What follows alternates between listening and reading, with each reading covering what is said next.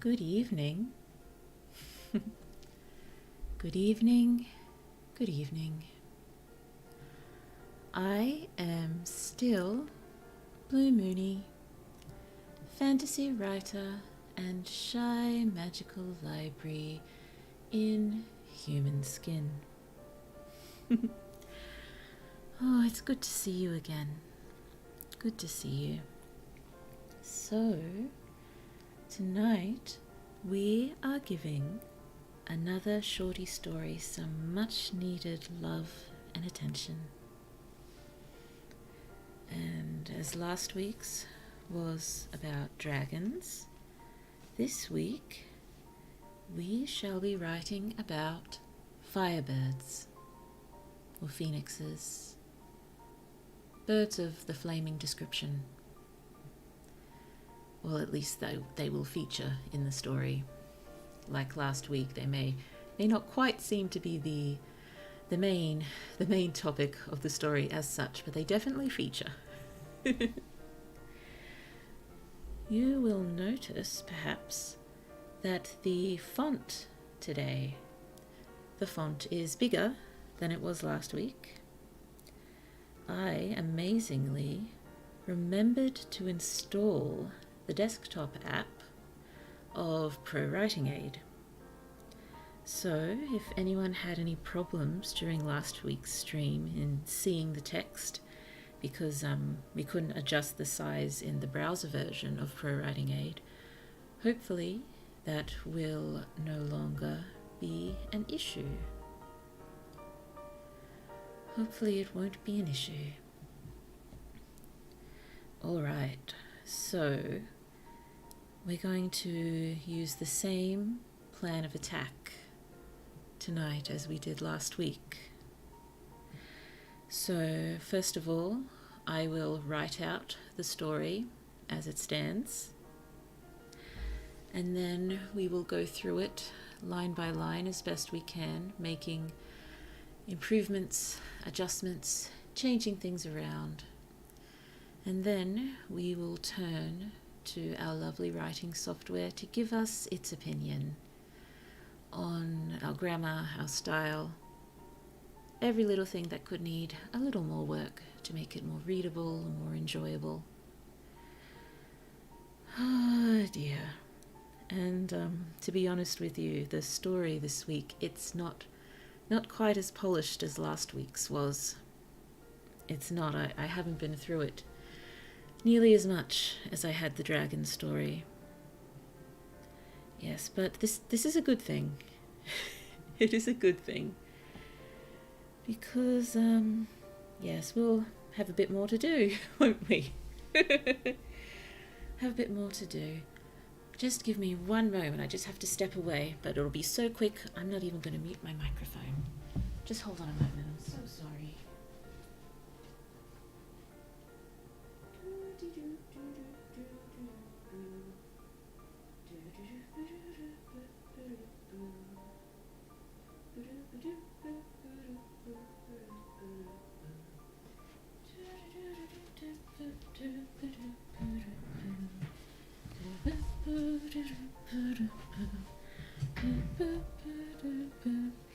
I am back. How did you like my impromptu elevator music? Probably not necessary, given you already have some lovely background music, but to me entertained briefly anyway. Righty-o. Let us have a look at this story. Right. First of all, how do we start? Here we are. A streak of fire. Appropriate given the subject matter, but most people who are going to be reading this will not know that yet.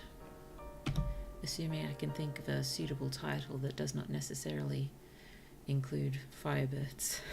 I'm still not fully settled on the title for last week's story. I mean, Here There Be Dragons is probably appropriate and simple. But again, if anyone can think of a better title for last week's story, please feel free to pop it in. Free to pop it in the comments, either on that video or this one. And if you think of a good title for this one, I would love to hear your thoughts as well. Okay, a streak of fire.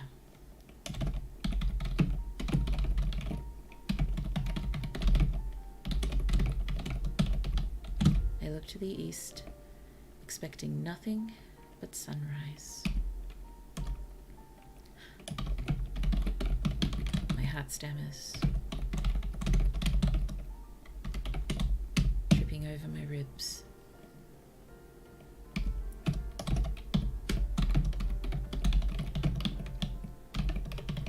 I dropped my toasted banana bread. I did specifically look up food that someone might be eating in this situation, which you will see what it is very soon. But yes, banana bread popped up, so I'm going with that. Here we are, some dialogue. Finally. After years of searching.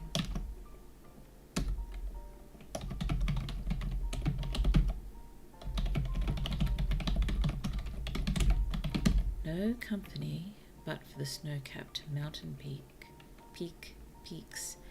Even if we're on a mountain, there'll be more likely than not others around. I know there's some mountains that stand alone, but I think we're in a range here. That'll do. Snow-capped mountain peaks. My lips don't part.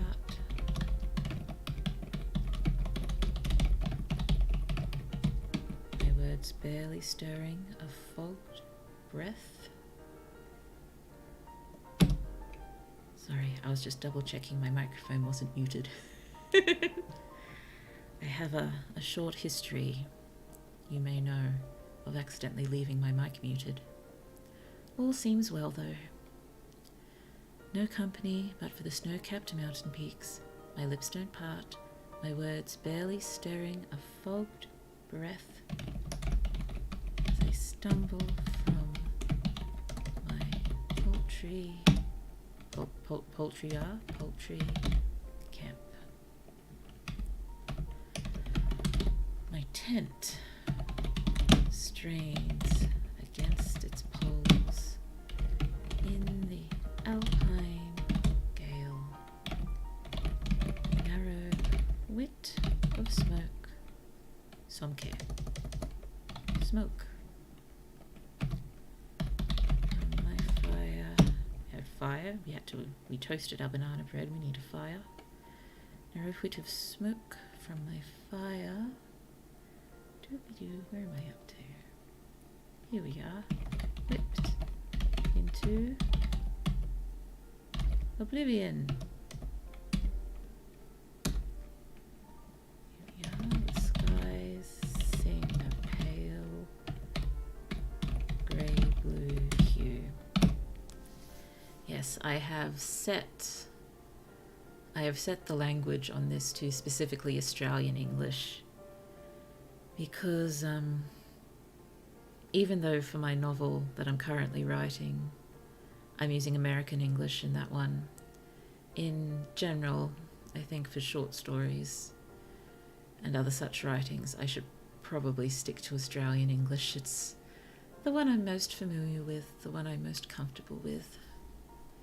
And reasonably close to British English, I think. There may be a few idiosyncrasies here and there, but in essence, Australian English is pretty much British English. But yes, a lot of my other novels, when I eventually get to them, I'll probably choose to write in British English, but American English suits my current story the best, I think. It, I don't know, it's that slightly more youthful, scrappy, fun feeling, I guess. It's charming. I find American English charming in a way, I guess. If you can find a certain version of the same language more charming than another. But yes, I think in general for me, unless I had a story specifically set somewhere using British or Australian English, as in Britain or Australia, or something like that. Yes, for my urban fantasies and, you know, my dystopian stories, and probably a lot of my sci-fi ones, I might use American English, whereas my more high fantasies and stories of that ilk, I would probably use British English more often than not. Because to me it just feels right that way. But that is Blue's opinion. That is only Blue's opinion. But when it comes to Blue stories in general, Blue's opinion goes. Okay. The skies sing a pale grey-blue hue, so yes, Grey for grey and not AY. The skies sing a pale blue-grey hue. Still minutes before... Oh yes, this sentence will need work. Let's just type it as is. We'll look at it again later. I think this one's a little shorter than last week's too, which again may turn out good because it'll need more work. Still minutes before the sun will yawn a new morning over the horizon.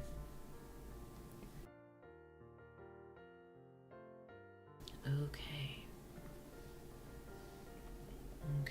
next we have no care for the sky beyond. My gaze unfolds over the fiery, there we are, fiery trails that market. Mesmerized. So yes, Australian English. S, not Z. Dawned in, oh, not that, no, crimson, there we go. Crimson gold plumage, worth all hidden under my feet. A flock of, I've got phoenixes here. Wonder if I should use firebirds. I'll use phoenixes for now. Phoenixes soar in a mythical show of pyrotechnic aerodynamics.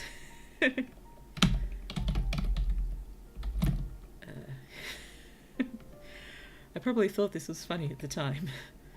More glorious than any eagle mixed up in a fireworks display. Yeah, I think this protagonist has a slightly warped sense of humour. They're probably tired. Their melodic cries peal bright and clear. Bells in the cathedral of mountains.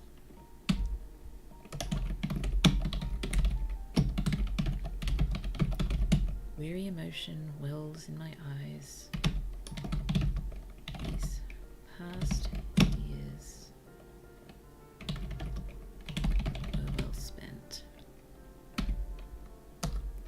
Now, to business. Slowly, fearing to blink, miss a moment of the rare spectacle. I draw from my belt pouch a worn scroll and my nub of a pencil.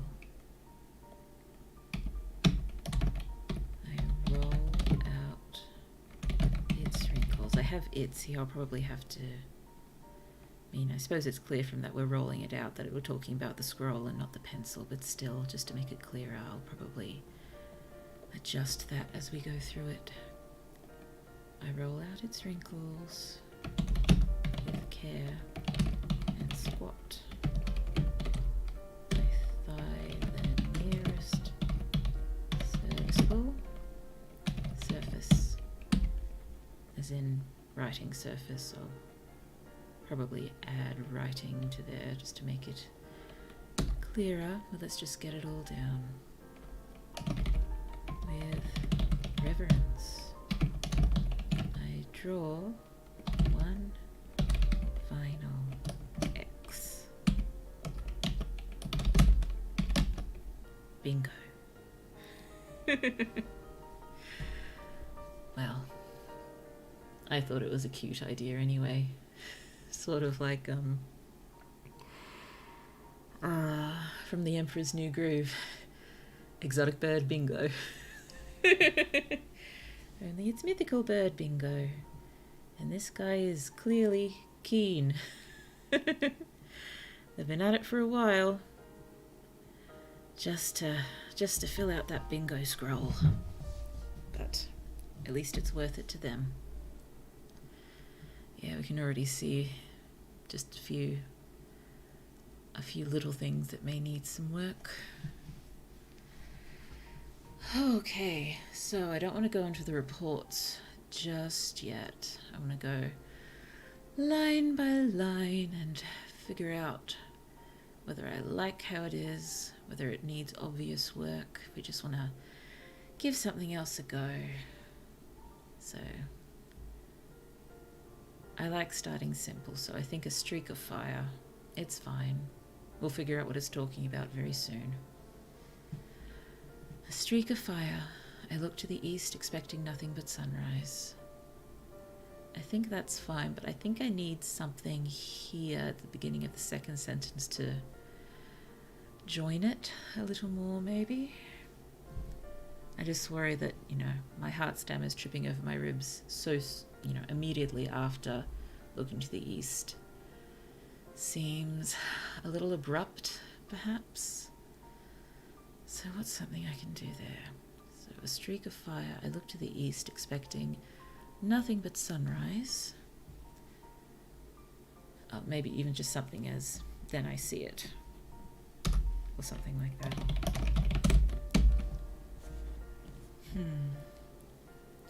May seem a little basic, but so long as it does its job and does it well, it should be fine.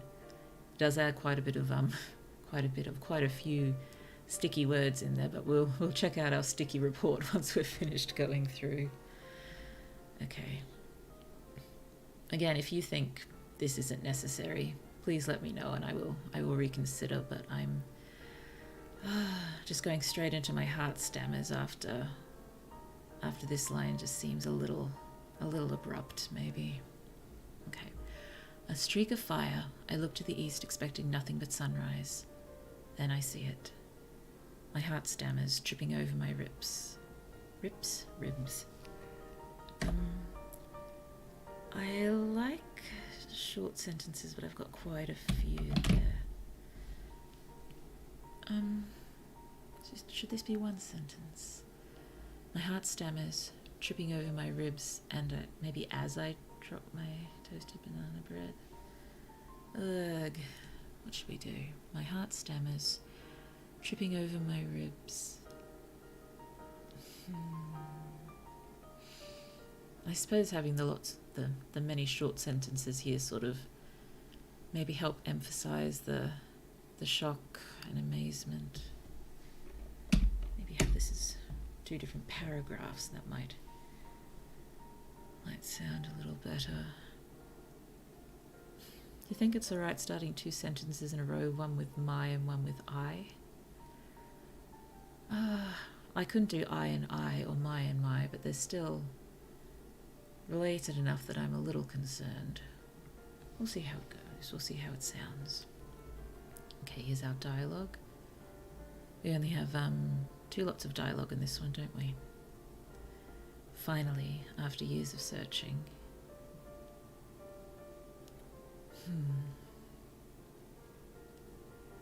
Just want to see what it looks like with an ellipsis.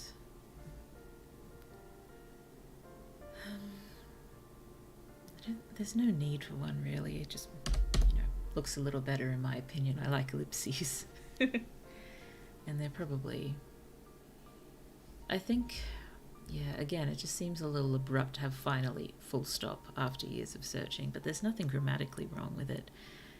I think just in this situation of being alone and being amazed, I'd still probably have some sort of pause here, but yeah, the full stop can be enough of a pause, I'm sure.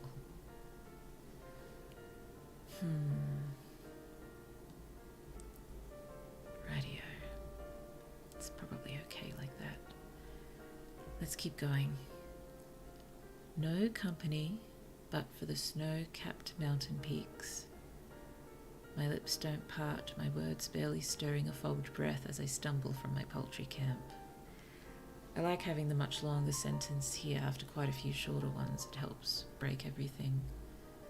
Well, the longer sentences don't break it up, but lots of different lengths help things sound more natural, I think. So yes, doesn't like this here as possible comma splice. I don't really like it either, not for the same reasons, I don't think. So possibly we need to start this sentence with something different. Because I'm just trying to convey that, protagonist is talking to themselves, or, the mountain, the morning. Protagonist isn't talking to any other human-esque being as such. So let's figure out a way to convey that and make all of this work a bit better. No company but for the snow-capped mountain peaks.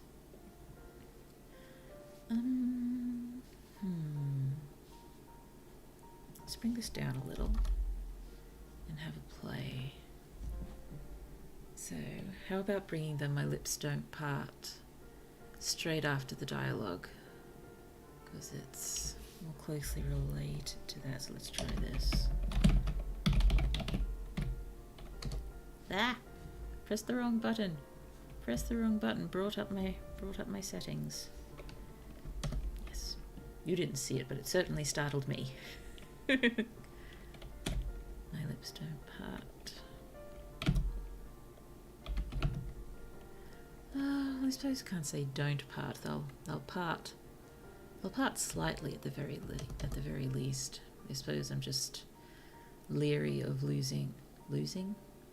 leery of using words such as barely too often, because I think I have a bit of a barely habit. Because I like, or rather, I don't like my writing to be super definite. I like my writing a little softer, but my writing software is generally not a fan of that. And I suppose I should listen to it now and then. I don't need my writing to be so soft that everything is barely or probably. Some things should be a little more definite, but in this case, the lips will be opening very, very slightly at least. So that'll do. My lips hardly part. Oh, here's another barely. That's right. Okay, that's possibly why I didn't have a hardly or a barely initially, because I used one straight away.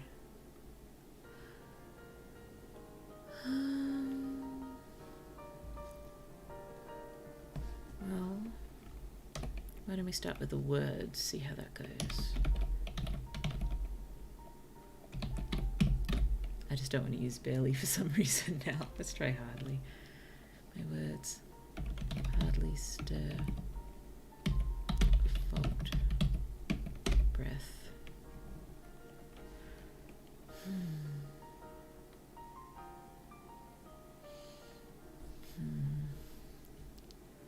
But if I pop that here, where's the best place to put the no company part? Possibly with stumbling from the camp. That could work. And hopefully it still ties back to, we're talking to ourselves here.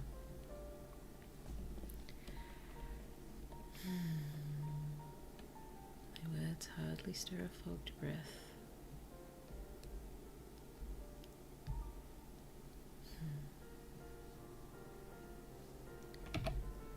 maybe we could indicate exactly how much the lips are parted. Like a hair's breadth or something. I know that's a bit stereotypical, but it's appropriate.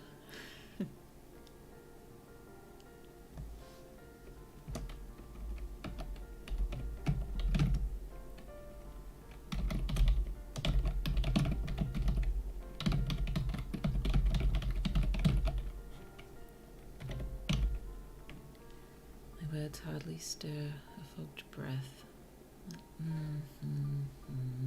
My words, my lips. It's not a great flow, is it? Yeah, it's not a great flow. I dropped my toasted banana bread. Finally, after years of searching. My words hardly stir a fogged breath. We can assume they, the lips belonging to the protagonist, I think.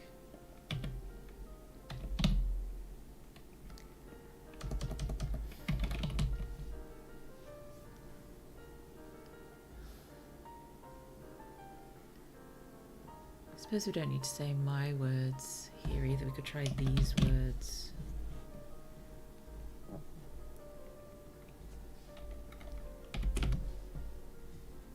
These words hardly stir a fogged breath, my chilled lips parting but a hair's breadth to release them. I stumble from my poultry camp. But what about the no company but for the snow-capped mountain peaks? I think I still want that in there. So let's find somewhere. Let's find somewhere it'll work.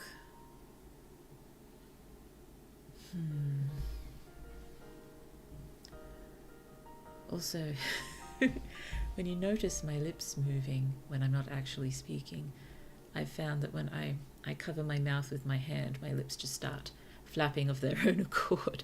And I tend to cover my face a fair amount when I'm thinking. So, yes, that's what's going on, in case you were wondering.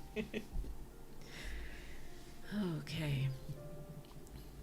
Sorry, I just want to read it from the beginning again to see if any inspiration will strike in relation to the no company but for the snow-capped mountain peaks. Let's have a look. A streak of fire, I look to the east, expecting nothing but sunrise. Then I see it. If this wasn't a short story, I'd possibly go with something more complicated than I see it. Because, got more space to work with. I suppose there's not too many words in this. I could expand on that if I wanted, but I think, yes, as simple as possible may be good. A streak of fire to the... Not a streak of fire to the east. Read the words that you wrote. That would help. A streak of fire. I look to the east, expecting nothing but sunrise. Then I see it. My heart stammers, tripping over my ribs. I drop my toasted banana bread. Finally, after years of searching, these words hardly stir a fogged breath, my chilled lips parting but a hair's breadth to release them, as I stumble from my poultry camp. Oh, King Theseus says, hello, Blue. Hello, hello. I hope so much you were doing well. Welcome. Welcome to this lovely little writing stream we're having tonight. We are just doing another short story, quite similar to last week's. But well, last week's was dragons. Today we've got firebirds, or phoenixes, whichever your preferred term. And yes, this one needs a little more work than the last one. Needs a little more work. I'll try to get through fixing up this little bit, but then we can read through it for you so you can have a better idea of what we're doing. So at the moment, I'm just rearranging this sentence here, and having a play up here, just to try to make it flow a bit better. I thought it sounded a bit strange, starting with the No Company But for the Snow-Capped Mountain Peaks, but I still want to keep that. I just need to figure out a better way to get it in there. But once we do that, I'll read through from the beginning so you can see what we're working with before we keep editing. Firebirds, yes. But again, it's about Firebirds the same way last week's was about dragons. They feature, but they're not really the main idea of the story, or the idea to do with them is slightly warped, maybe. Very slightly warped. That's okay. I do remember my dear Father Library many years ago turning to me after he read a little bit of my fiction and telling me to my face that I had a warped imagination. So yes, that will come out now and then. Those are the series of short stories I wrote quite some time ago, or at least I wrote a few of them. There were meant to be a lot more, and I'd like to write more of them, but given I did originally release them under a different name, I'm a little anxious about releasing them under my current blue name. It's I'd love to do it, and I'd have so much more writing to share with you if I could, but yes, a little anxious on that front still. But it'd be nice as well. It'd give me a little push to keep writing them, because I'd like to. I love the setting and the idea for those stories. We'll take it as a compliment, lol. Yes, warped imaginations are... Well, they definitely don't have to be a burden. They can definitely be used to our advantage. And they give us interesting things to talk about anyway. Rightio, let's keep this going. So I'm trying to figure out how to fit the No Company But for the Snow-Capped Mountain Peaks, because I still like that, and I like the idea of using it to just hammer home that we are the protagonist. We are alone up here, and we are talking, but, there is no one around us. Okay, how are we going to do that? These words hardly stir a fogged breath, my chilled lips parting but a hair's breadth to release them as I stumble from my poultry camp.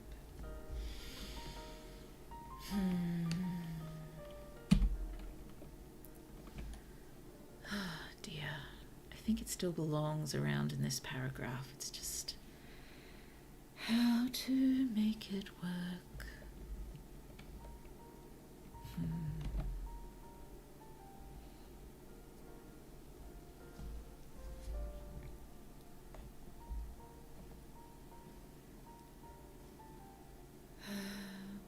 Possibly connected more to the poultry camp, indicating, we haven't got much, we've got no company but for the snow-capped mountain.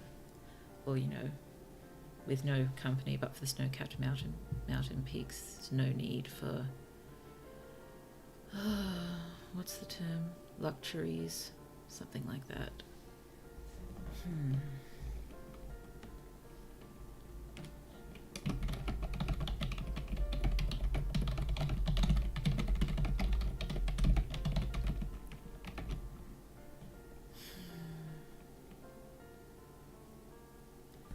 Oh, I don't really want to start like that.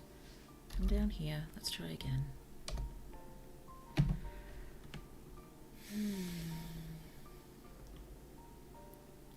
Maybe if we briefly describe the poultry camp and then move into with no company but for the snow-capped mountain peaks. We have little need. I have little need for luxuries. But luxuries isn't the word I want. It's comforts. Comforts might do. I suppose I'm trying to get the idea of, with no one to come for tea, sort of thing. Possibly would even use that. Let's just throw that down as a reminder.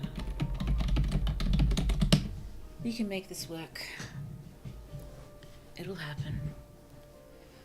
Oh goodness me, with the amount of agonizing over this, how's it gonna be when I'm trying to write completely from scratch? Oh dear. So, the poultry camp. We know there's a fire.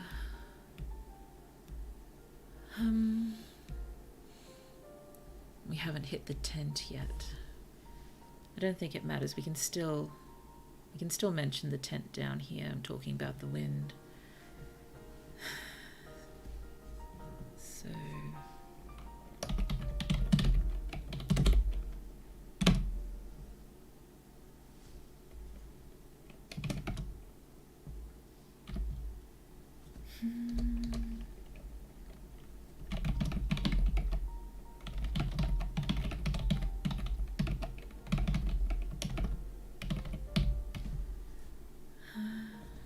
possibly one more thing. Because we've talked about banana bread.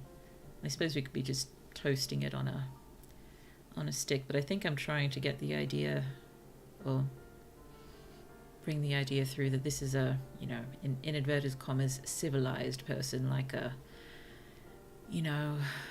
high society naturalist or something. Oh dear. I could go for some banana bread right now. Yes, that'd be nice. And I imagine it'll go quite well with chocolate milk.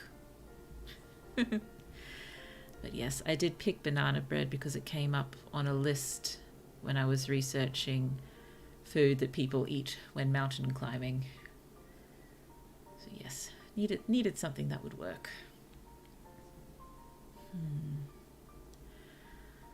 I don't think I've actually eaten banana bread very much. I should, given bananas are one of the few fruits I actually eat.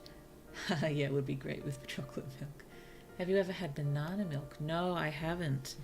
Because, well, Blue indeed consumes bananas on a regular basis. Blue does not consume milk. Blue consumes cheese and yogurt and ice cream and uses milk in cooking, but does not drink it in a glass on its own for various reasons, I suppose. Being my head just works that way. Oh yeah, I remember you telling me that.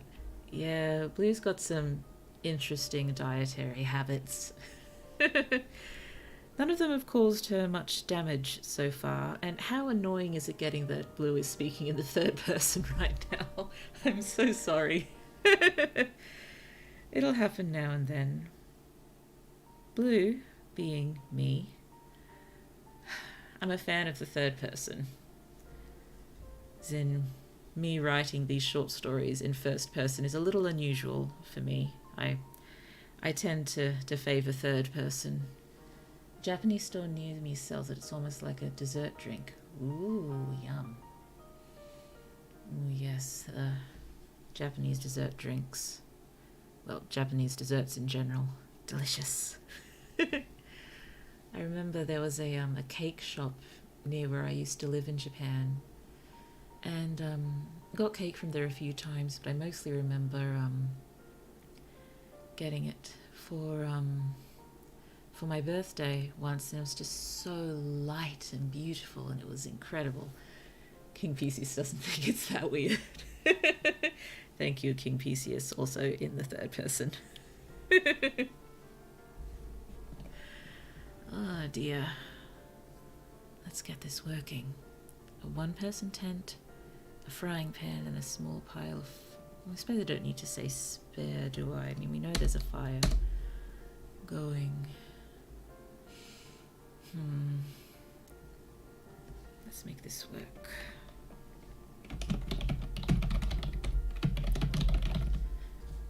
I could just be copying that over, but I prefer to type it. Because I do. No company, but for the snow-capped mountain peaks, no one.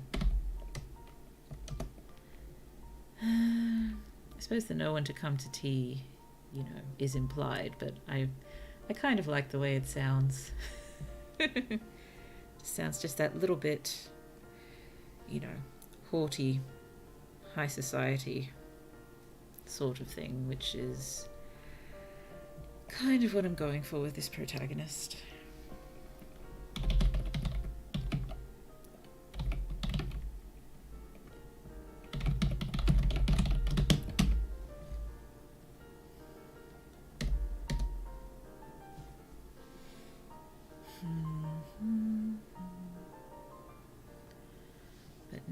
have more of this going on here.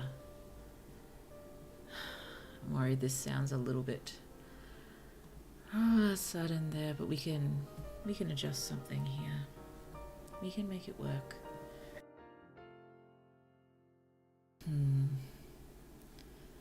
Okay. Finally, after years of searching, these words hardly stir a fogged breath, my chilled lips parting but a hair's breadth to release them as I stumble from my poultry camp. A one-person tent, a frying pan, and a small pile of firework is all I've needed. I need is probably best here, but with no company but for the snow-capped mountain peaks. Therefore doesn't sound right. No one to drop by for tea. This will definitely need some more adjustment on a second pass, but stick with it for now, assuming we can make it work.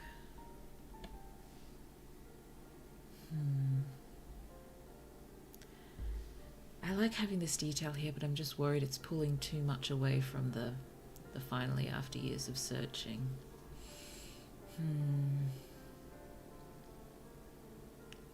One-person tent, a frying pan, and a small pile of firework is all I need.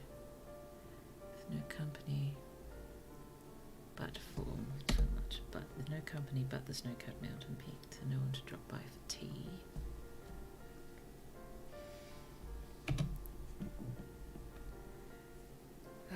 Decided luxuries wasn't the right word. Comforts.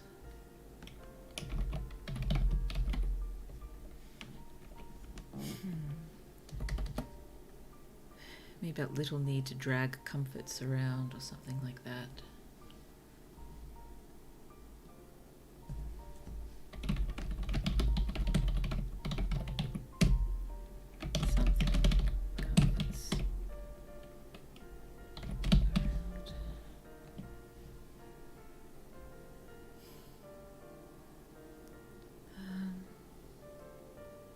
Little point. Just thinking about the climbing the mountains and carrying everything on your back. So,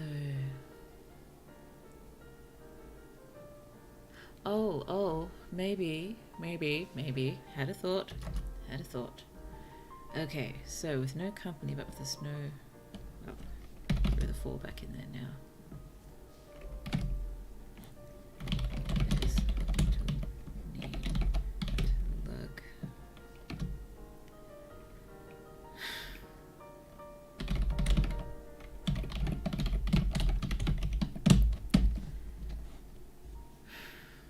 Something like that.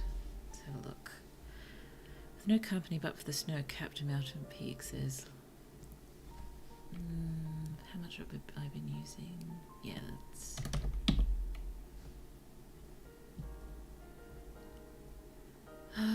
maybe else this little need. I see no need to lug.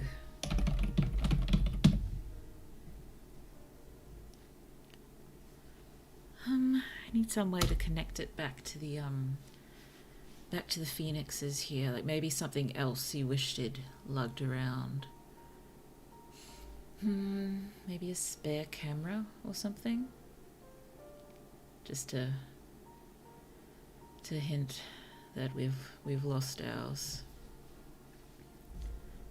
and we have no way to actually take a picture of this. Sorry, I hope you don't mind. I'm just going to read it up to where we have. Again, once I finish fixing up this paragraph, I'll just read it from the beginning so we all know what's going on, and then we'll go back to adjusting. So, a streak of fire. I look to the east, expecting nothing but sunrise. Then I see it. It or them. Keep it as it for now. My heart stammers, tripping over my ribs. I drop my toasted banana bread. Finally, after years of searching. These words hardly stir a fogged breath, my chilled lips parting but a hair's breadth to release them as I stumble from my poultry camp. A one-person tent, a frying pan, and a small pyre of firewood is all I need.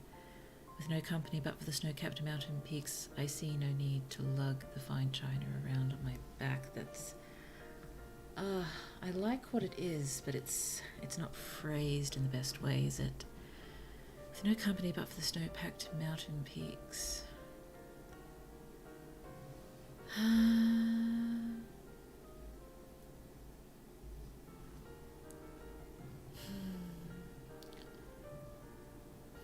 Maybe it's because the lugging around on the back doesn't sound quite right with the protagonist persona we're going for. That could be it. With no company but for the snow-capped mountain peaks. Let's try something else.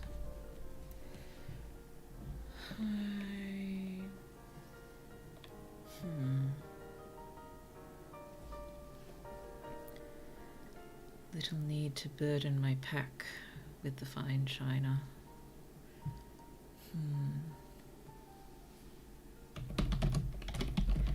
Oh, this is someone who probably use the term one's back instead of my when talking in this way. With no company but for the snow-capped mountain peaks. I see little needed the fine china.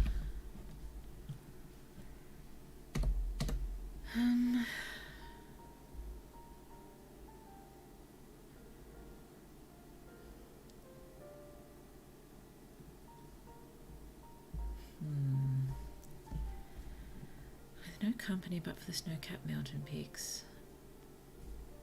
I'm not sure about I see. There is little need to burden one's pack with the fine china.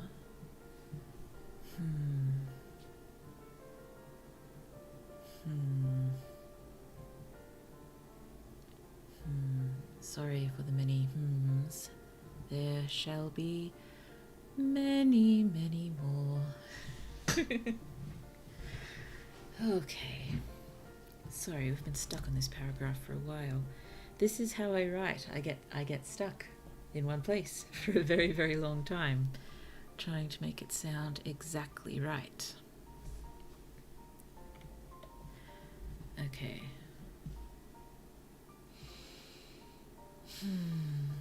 Okay, so what was I saying? I want to try to connect this back to the birds because I'm worried we've forgotten them after this brief description of what's going on.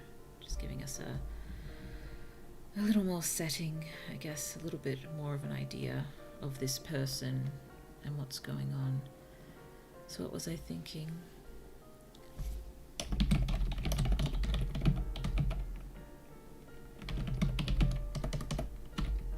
Burden.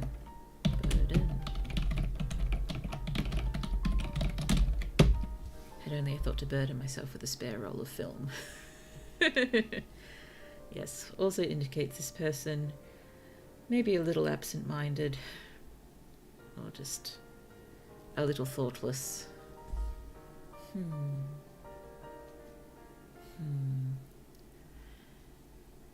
Okay, I think that connects it back to this amazing thing we're seeing well enough. So now I think I need another line before moving into my tent.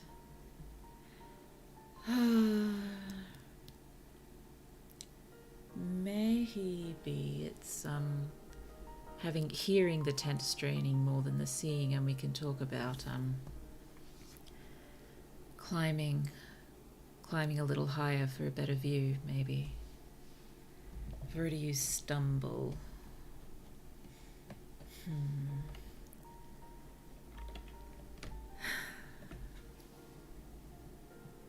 Yeah, and if you find anything sort of dissonant in the way this point of view sort of talks in the voice, that's what it's called. If you find anything that doesn't quite work with the voice of this protagonist, let me know and I'll see if I can do something about it. In general, I think I'm pretty good at voice, or at least I am, I hope, with my main character in my magical main project, because I've been working with his voice for a very long time now. This one is quite different, I suppose. keep trying. Make it work. I'd only thought to burden myself with a spare roll of film.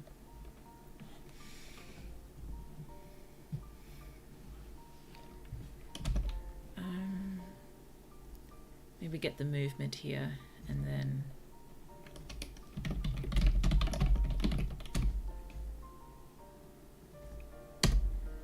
that'll work. But first we need to get ourselves moving. How do we want to get ourselves moving?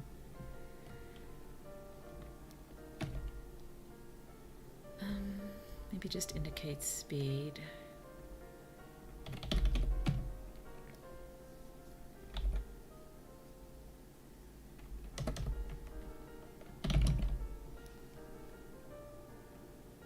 I think I'd use language like, I hurry to a higher altitude, even if it's only, 5 meters higher, I guess.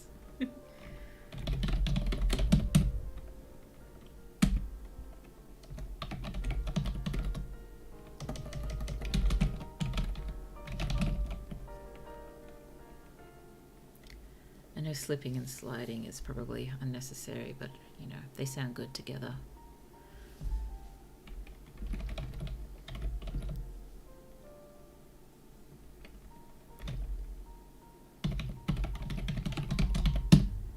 Imagine there's patches of ice on the top of mountain peaks.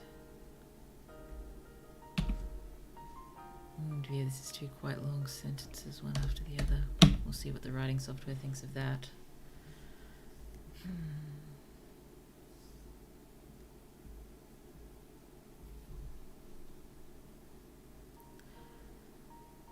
Okay.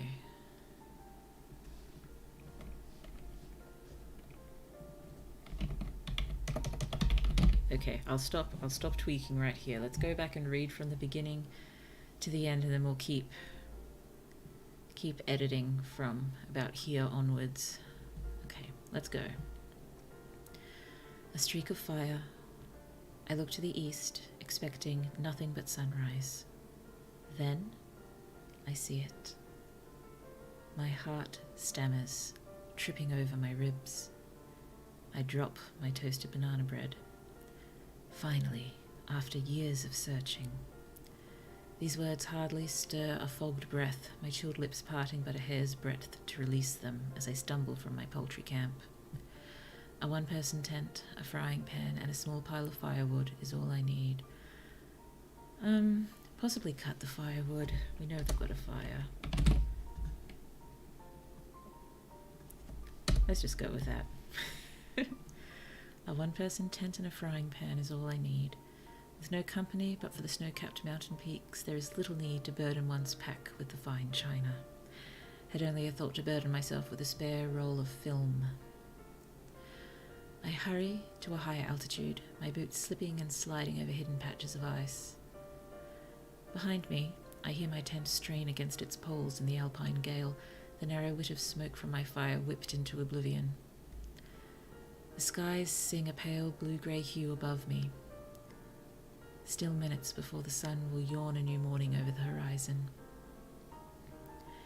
No care for the sky beyond, my gaze unfolds over the fiery trails that mark it, mesmerized. Adorned in crimson gold plumage worth all the ore hidden under my feet, a flock of phoenixes soar in a mythical show of pyrotechnic aerodynamics, more glorious than any eagle mixed up in a fireworks display. Their melodic cries peal bright and clear, bells in a cathedral of mountains. Weary emotion wells in my eyes. These past years were well spent. Now, to business. Slowly, fearing to blink and miss a moment of the rare spectacle, I draw from my belt pouch a worn scroll and my nub of a pencil. I roll out its wrinkles with care and squat, my thigh the nearest serviceable surface. With reverence, I draw one final X. Bingo. Yes, mythical bird bingo. Mythical bird bingo. Sorry. I'm not quite sure why I thought of this story, but I'm guessing, as I said, it's related to the exotic bird bingo from The Emperor's New Groove. Slightly more fantastical version. Okay. Let's go from here. I hurry to a higher altitude, my boots slipping and sliding over hidden. Don't really like patches.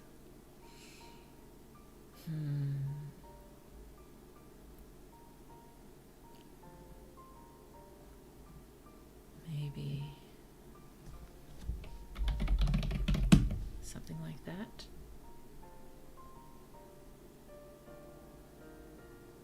I hurry to a higher altitude, my boots slipping and sliding over hidden icy changes. Behind me. Wait, no, that's starting 2 sentences in a row with in a similar style.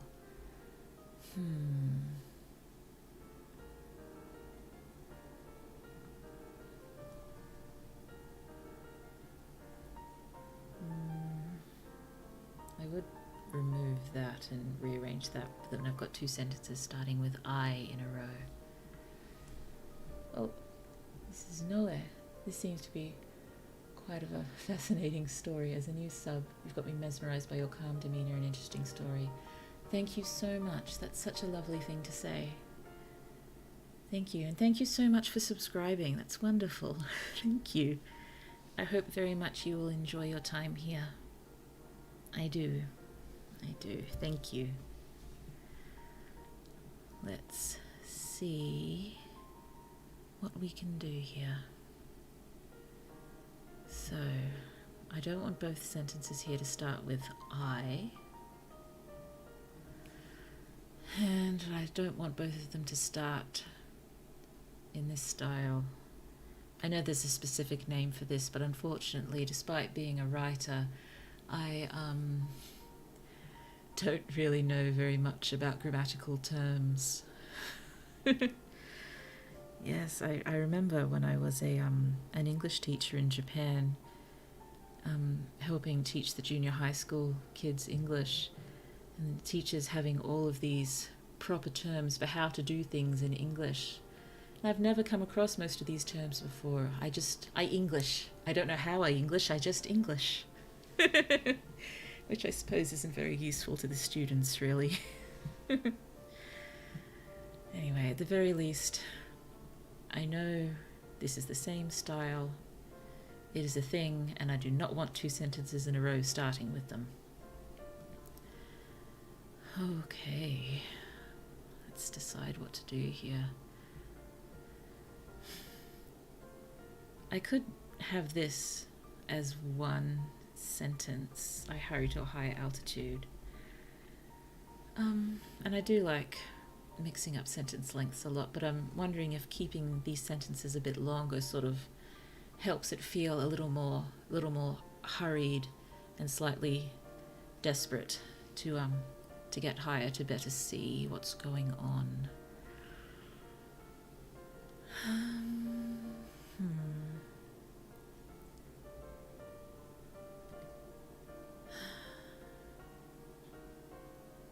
Maybe if I just indicate, I need a better view.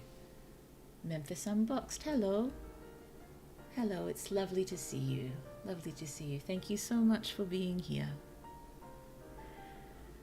Okay. What are we doing here? What can we do? Yeah, maybe we need just another short sentence in here. That way we don't have to change either of these ones because it's being broken up sufficiently already. And it's not like, we have too many words here. Yes, normally my issue is I have far too many words and I need to find ways to cut them. But here, I think we need a few more. We need a few more to make it work, don't you? So yes, let's just make it clear that we're desperate to get higher to get a better look.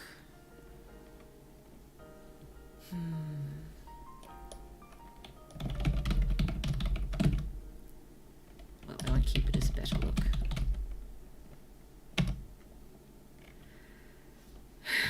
Okay, let's be dramatic.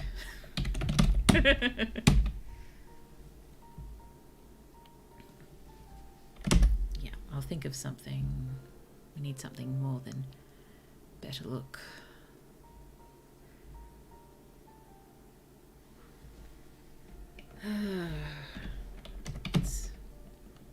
Let's keep being dramatic.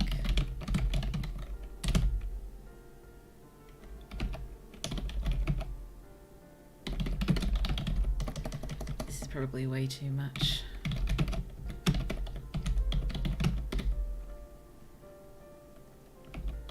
Well, altitude works better here. So we need to think of something else here.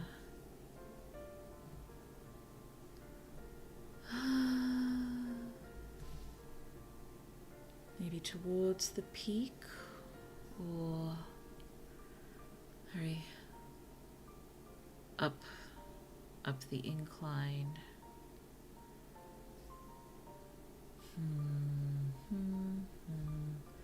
Might just have to play around with this a little bit more.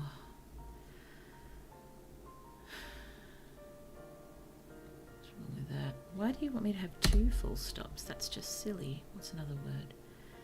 Distance, peak, elevation. Elevation could work. I hurry to a higher altitude. My boots slipping and sliding over hidden icy dangers. Let's just keep it going. Now we've got this. Sorry, I'm pointing at the screen now. I would love to one day have a model and a setup that allows for hand capture, because I'm very animated with my hands. I wave them all over, I point at things. I think it would be lots of fun if you could see what my hands are doing right about now. Oh dear. Yes, Blue talks with her hands. Frequently. Radio, let's keep this going.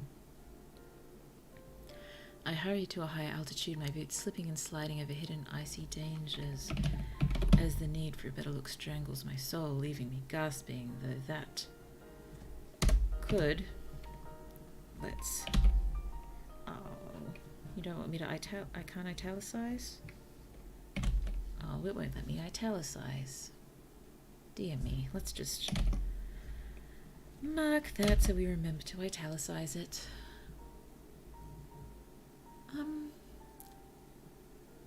What do you think about using better look here? I mean, maybe it seems slightly out of place with how this protagonist uses language, but given they are in a bit of a desperate-ish situation, maybe going with something simpler there could work. Let's just leave it there for now. If you have any thoughts on that, let me know. Let me know. I spelled elevation incorrectly. There we go. Yes. Could be attributed to the elevation. Italics to indicate. Yes, we doubt it. It's definitely my soul being strangled that's leaving me gasping. Okay, and now that we've done all of this drama, we can keep this pretty much the way it is. Possibly we should indicate here us coming to a stop. Coming to a stop before we properly look up into the sky. Let's read this on and then keep going and figure out what to do. I hurry to a higher altitude, my boots slipping and sliding over hidden icy dangers as the need for a better look strangles my soul, leaving me gasping, though that could be attributed to the elevation. Behind me, I hear my tent strain against its poles in the alpine gale, the narrow whit of smoke from my fire whipped into oblivion. Sorry, I don't normally write characters who speak like this, even though Blue herself may speak like this on occasion. Most of my characters don't. Okay, so Here we're going straight into the skies sing a pale blue, pale grey. Pale grey. Grey is before blue.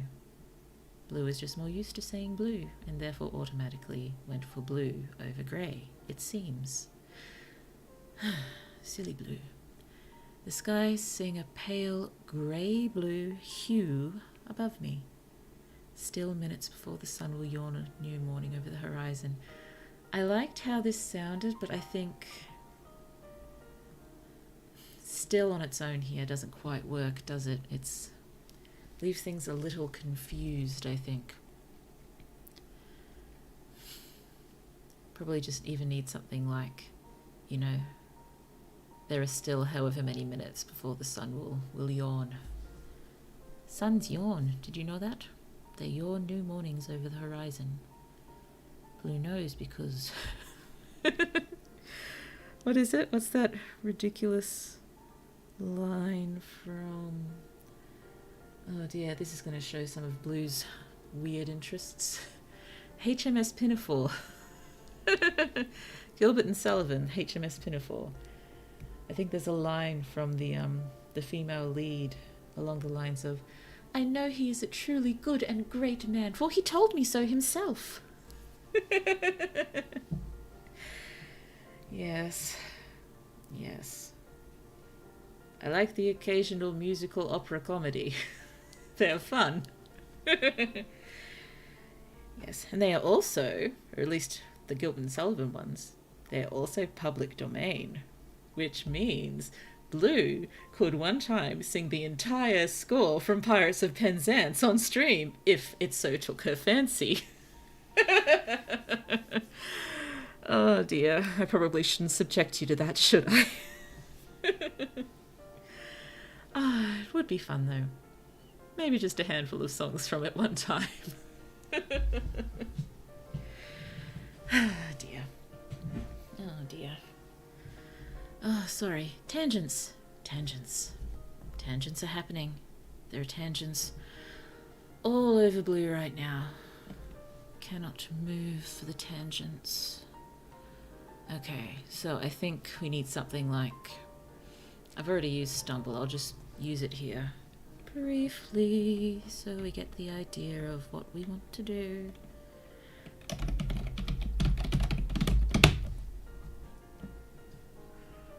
Okay, what do you think? That's not the sort of stumble that I'm after.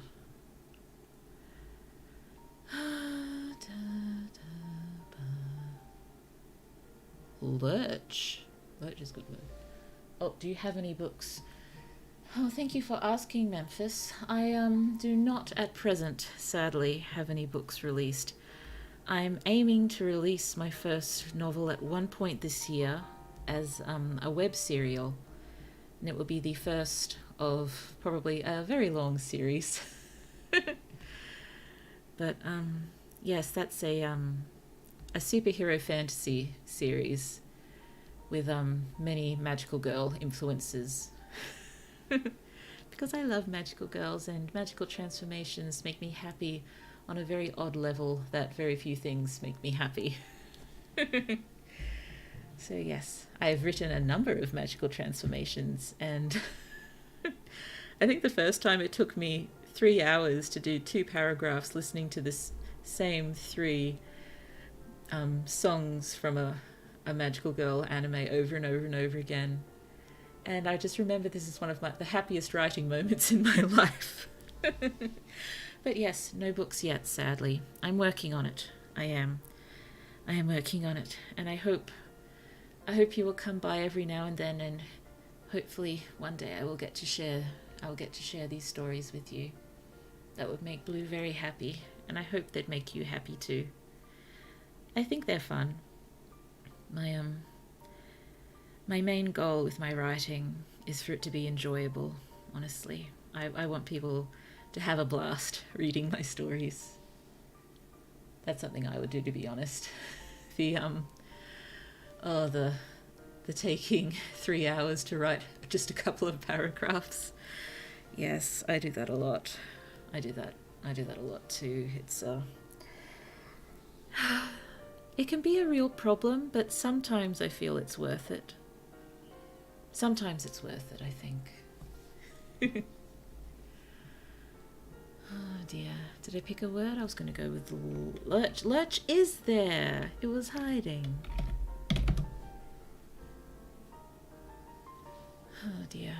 I was wondering if I should have us either fall in the snow or narrowly miss falling in the snow, because remember in last week's dragon story we did have our poor protagonist slip in dragon slime and hit the road pretty hard.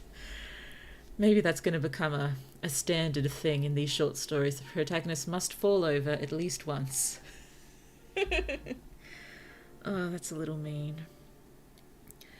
Yes, the main character in my main magical story also hits the ground a lot, but that's more related to, you know, fighting alien monsters and, you know, getting into punch-ups with more human-style opponents and sometimes not doing too well.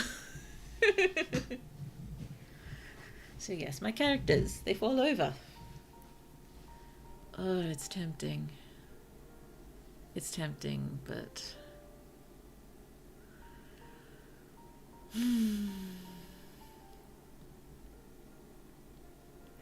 maybe just throw it in for fun.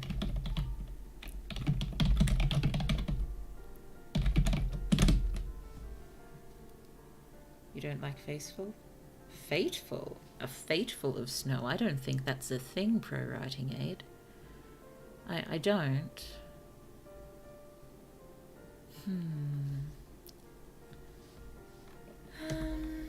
Narrowly missing a something. I lurched to a halt, narrowly avoiding.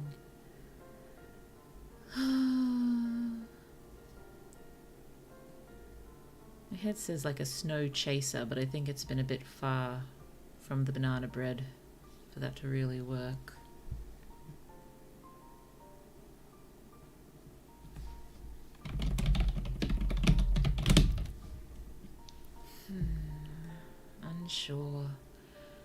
Unsure.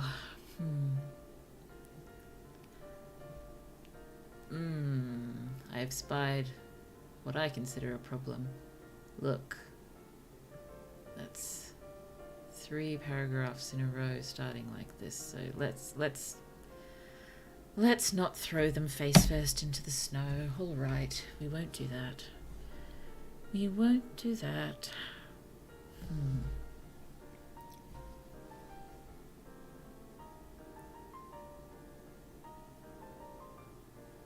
Since I've changed that around, we can probably move above me back to the beginning of this sentence.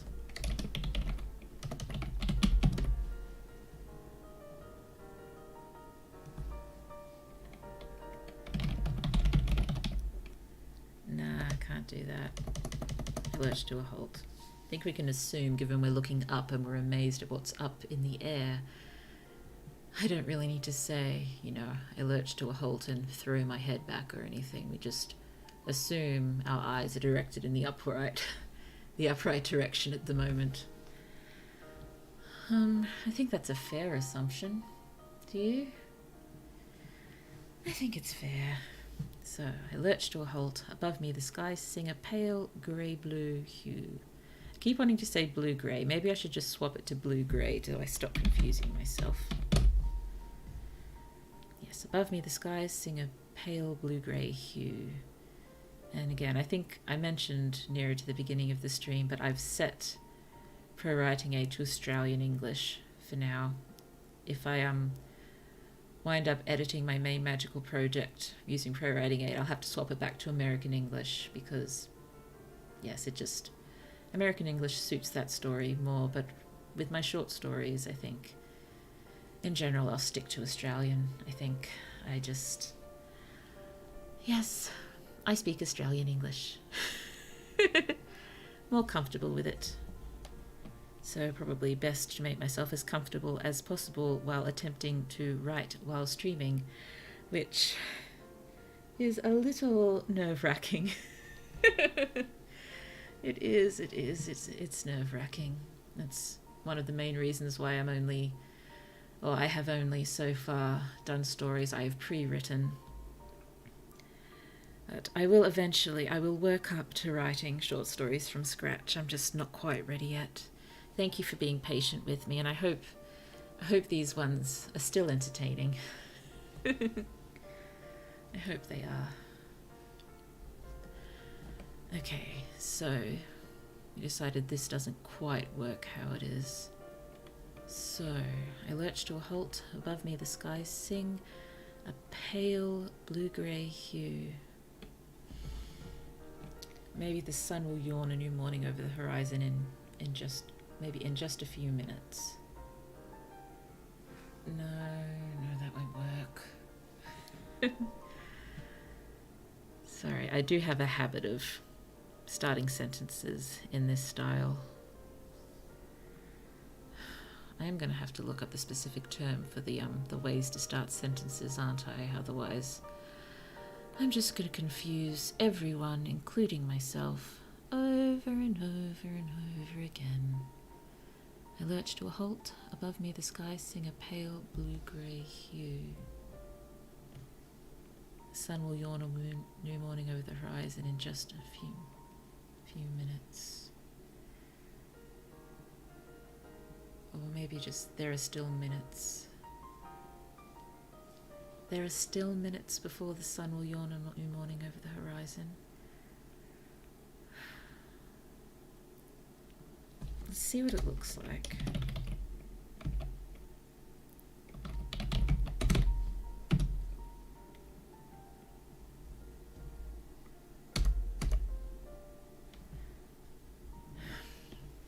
Doesn't sound quite right, does it? It's a little off here. There remain yet minutes before... Yeah, that doesn't work. That does not work. Why did I think that worked? Does not work in the least.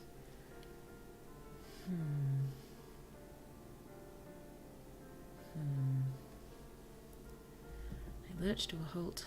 Above me, the skies sing a pale blue-grey hue.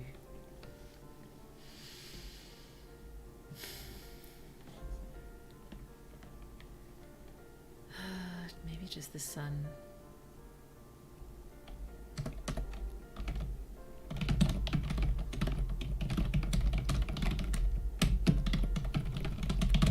How does that work? I lurch to a halt. Above me the skies sing a pale blue-grey hue. The sun not yet yawned its new morning over the horizon. I think that works. Though I think, yeah, comma splice perhaps.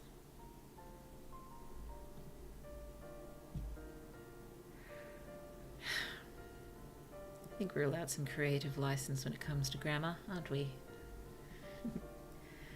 Well, we'll leave it like that and see how much ProWritingAid yells at us. Okay. I lurch to a halt. Above me the sky sing a pale blue-grey hue, still minutes before the horizon. Maybe. I lurch to a halt. Above me the sky sing a pale blue-grey hue, still minutes before the horizon. Yes, I think I was trying to lean towards, yes, just indicating the sun hasn't risen yet. So I think I still need to get the sun in there somewhere. I'm just being pretentious about it. Because this protagonist appears reasonably pretentious. I think we can forgive them how pretentious they are, because maybe it's a little bit charming. Maybe it's, you know, their wonder and amazement can sort of cancel that out a bit. Will it work? I'm not sure.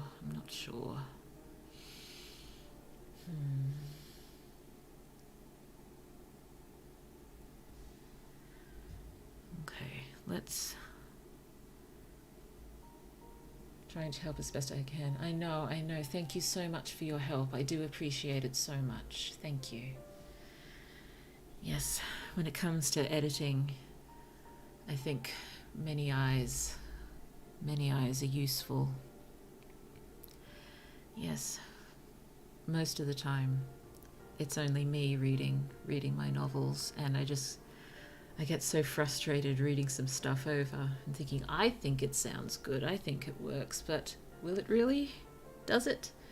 Will everyone else loathe it? Will everyone else enjoy reading it as much as I do? I do enjoy reading the novel I'm working on. I hope that's a good sign. I hope I do. Hope I do? I hope it is. No, but yes, thank you. Thank you so much for the help. Input is so useful. Any comments, any thoughts? Okay, Letui, hello. How about I lurch to a halt, the skies above me sing a pale blue-grey hue. The sun has not yet dawned, a new morning over the horizon. I lurch to a halt, the skies above me sing a pale blue-grey hue. The sun has not yet dawned, a new morning over the horizon.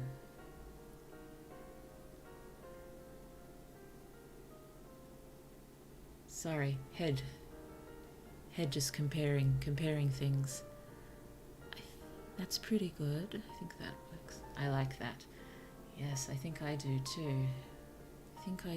Let's see how this looks. I won't delete this just yet, because I think, yes, I do need to keep the sun in the sentence.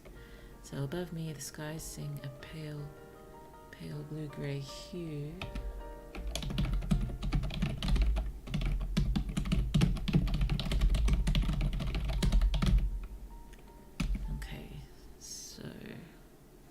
Let's just do this and look at our whole sentence, please. Look at our two options side by side as best we can.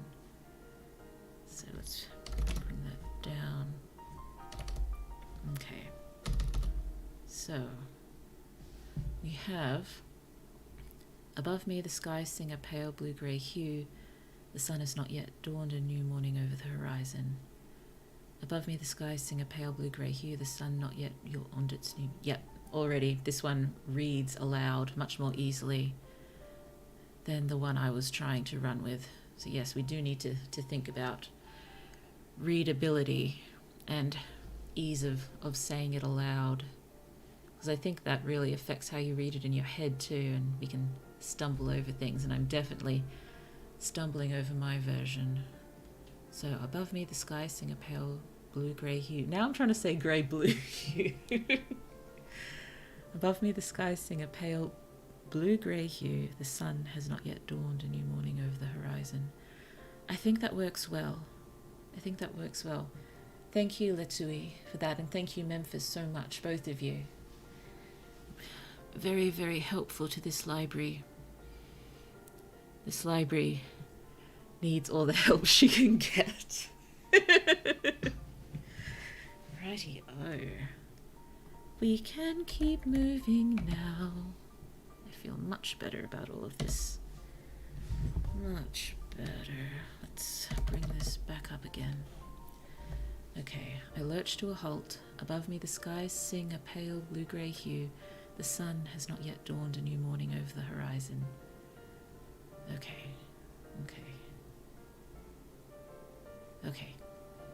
I can think. I am capable of logical and/or creative thought, even at the same time occasionally.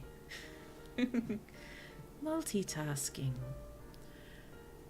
No care for the sky beyond. Again, I think this sounds pretty, but I think it's slightly confusing. I don't really want to start this sentence with I again, so...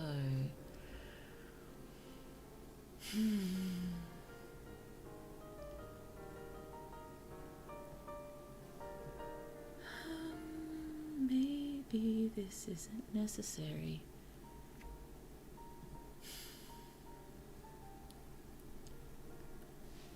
Maybe we shouldn't have the no care for the sky beyond. I mean, I thought that might be helping to convey that, you know, just how fixated this person is on the site. just how fixated they are.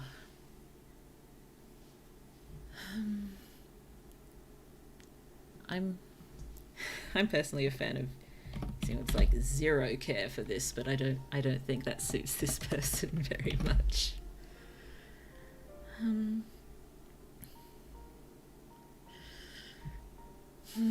Maybe keeping it more with the gaze.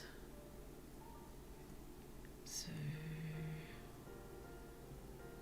we can start this sentence like this. Oh dear, I'm sorry, I'm so indecisive, aren't I? So indecisive, but we can make this work. We can make this work. We just need to take every line, every sentence, every word, one at a time if we have to. If we have to. So.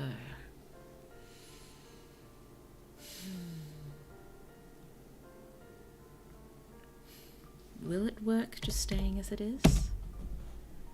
No care for the sky beyond. My gaze unfolds. Maybe with no care for the sky beyond, my gaze unfolds. No.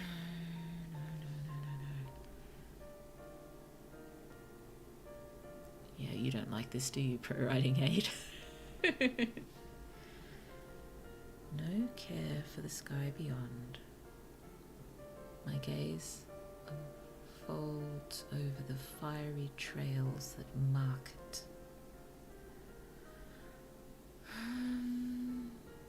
When I say it here, it's clear enough that I mean the sky. And if I...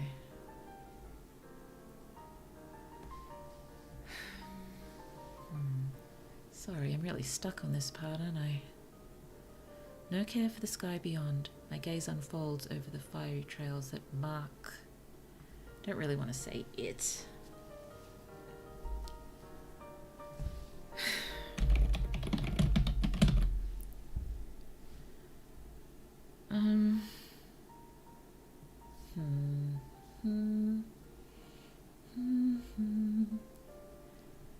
Well, it's not really marking the whole great expanse, is it? How about heedless for the sky beyond, or indifferent to the sky beyond? A word along those lines could work well. I like heedless.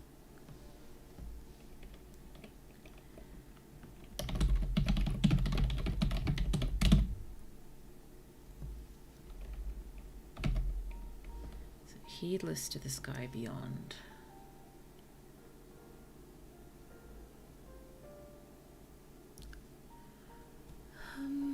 Still wonder whether I need to move a bit of this part of the sentence earlier.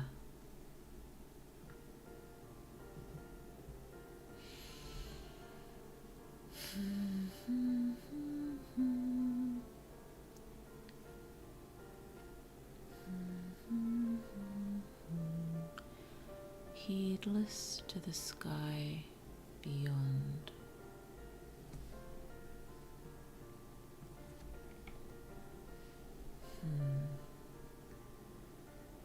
Well, heedless versus no care. I think heedless sort of makes it seem like we're entirely mesmerized.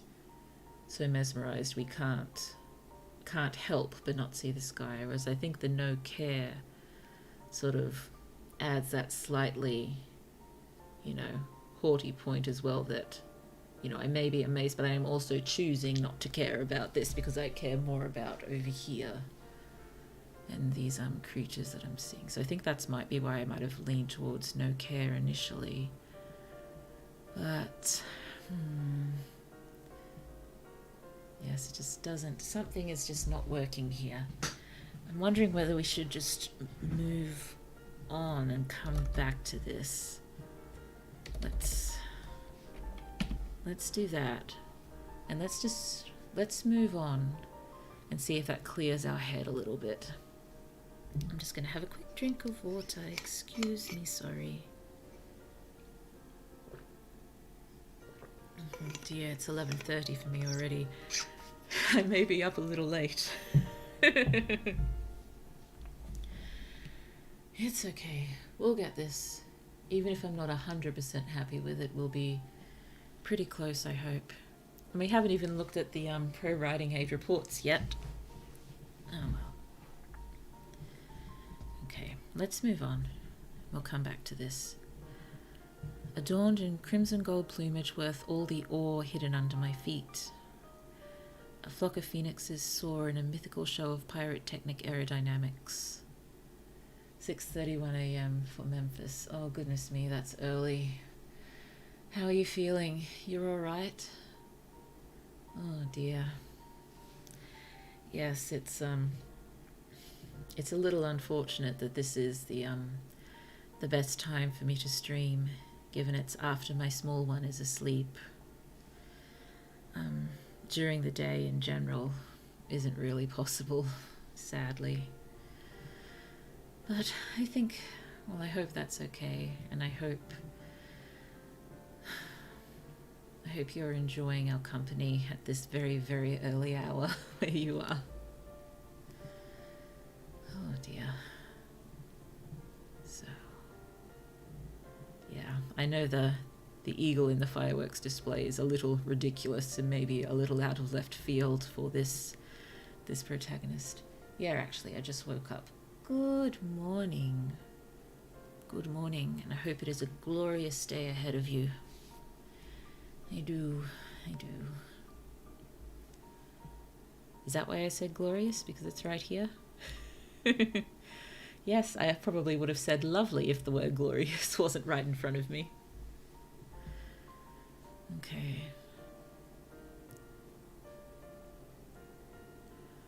Okay, so adorned in crimson gold plumage worth all the... maybe worth more than all the ore, just to lay it on a bit thick. Adorned in crimson gold plumage worth more than... now that makes it a little clumsy, doesn't it? Adorned in crimson gold plumage worth all the ore hidden under my feet. A flock of phoenixes soar in a mythical show of pyrotechnic aerodynamics. More glorious than any eagle mixed up in a fireworks display. Yes, a little out of left field, maybe, for this protagonist, but maybe that just shows, yeah, they're pretty tired. Or maybe even slightly, wow, overwhelmed. I kind of like it as it is, honestly. But if you have any thoughts, let me know. Maybe not. Birds' melodic cries. Birds' melodic cries. I can't really say melodic squawks, can I? That would be a little dissonant, I think. Just a little bit. The birds' melodic cries peal bright and clear. I like the imagery here, but I think it needs to be adjusted a little. Oh, Zabi, surprise, how are things going? Hello. Thank you for being here. Lovely surprises. Yeah, it's not going too badly. I've just been getting stuck in bits and pieces. It's this line here that has me really stuck.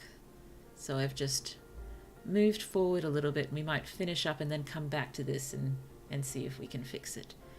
How are you doing? I hope you're doing well. We're pretty good over here. Getting a little tired, but as usual, as the stream goes on, I'm waking up more and more. Which is not brilliant, given I go to bed immediately after streaming. Oh well. One day I'll figure out something that'll help me sleep. Blue is not very talented at sleeping. Blue never took lessons. She perhaps should have. Also, the not drinking milk thing probably doesn't help, because I hear warm milk is an excellent remedy for inability to sleep. Got snowed in a bit yesterday, so had an extra weekend day. It was pretty nice. I'm glad you had an extra day off. I hope you didn't need anything too badly while you were snowed in, and it hasn't caused you excessive amounts of trouble. And I'm glad it was nice. I hope you got to do some lovely, pleasant things. The kind of pleasant things that's, emphasized by the glittering snow lying outside a window, or, piled up against your front door, whatever the situation may be. Oh dear. There's snow in this story too. We are on top of a mountain peak. Yay. Camping on the top of a mountain peak, trying to spot a phoenix. Phoenix spotting. Oh dear. No trouble for me, at least. I'm always ready to hunker down for a few days. Honestly, it does sound pretty nice. Could do with a few days hunkered down myself. But yeah, if it takes a heat wave to do that, I think I'll say no thank you, heat wave.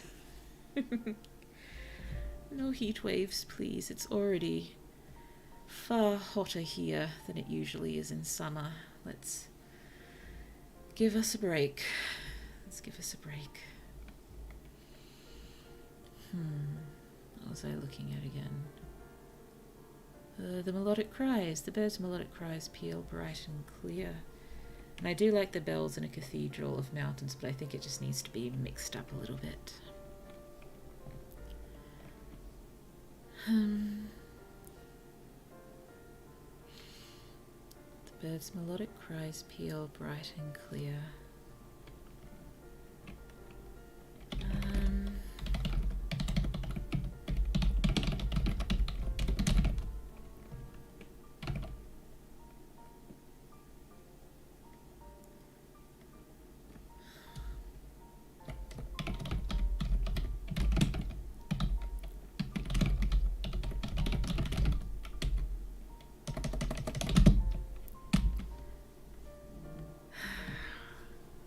This protagonist is fairly overdramatic, aren't they? It is fun, though. I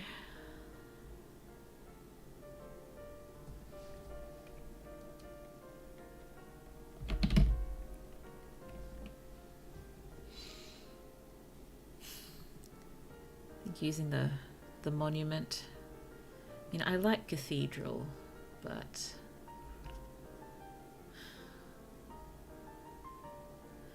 maybe we could, given they do seem to be quite dramatic, we can embellish it a bit with the cathedral.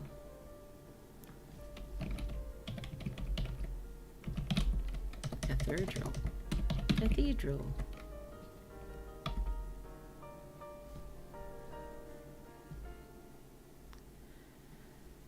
Oh dear. Let's just read this paragraph. There's a little bit of dissonance here, just in the mythical show of pyrotechnic aerodynamics against, the mountains, a cathedral, but it might work. It might work. I kind of like how it sounds.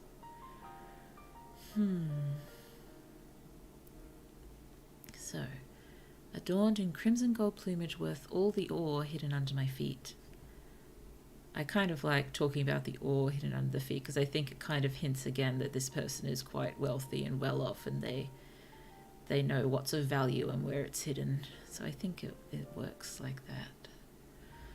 Adorned in crimson gold plumage worth all the ore hidden under my feet, a flock of phoenixes soar in a mythical show of pyrotechnic aerodynamics more glorious than any eagle mixed up in a fireworks display.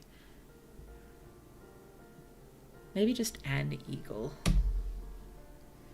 think that makes it slightly blunter and stranger.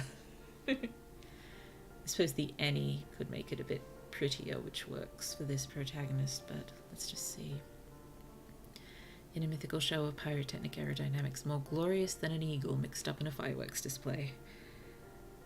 It's more straightforward like that. Yeah. In a mythical show of pyrotechnic aerodynamics more glorious than any eagle mixed up in a fireworks display. Oh dear, I think both ways have their merits. I'll stick with any for now because I think it makes it sound just a little bit sillier, which I kind of like. Oh dear. Adorned in crimson gold plumage worth all the ore hidden under my feet, a flock of phoenixes soar in a mythical show of pyrotechnic aerodynamics, more glorious than any eagle mixed up in a fireworks display. The birds' melodic cries peal bright and clear, their pure voices bells, and the mountains a cathedral, a soaring monument to God. I think it works. I hope it does. Oh dear. Weary emotion wells in my eyes. Yeah, that doesn't work. These past years have been well spent. Does that work better? That, been for. These past years.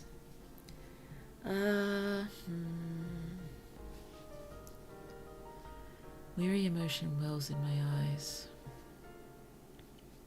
Weary emotion wells in my eyes. Weary emotion wells in my eyes. I don't really want to talk about like regret evaporating because I don't think this person has regretted a moment spent in years looking for the phoenixes.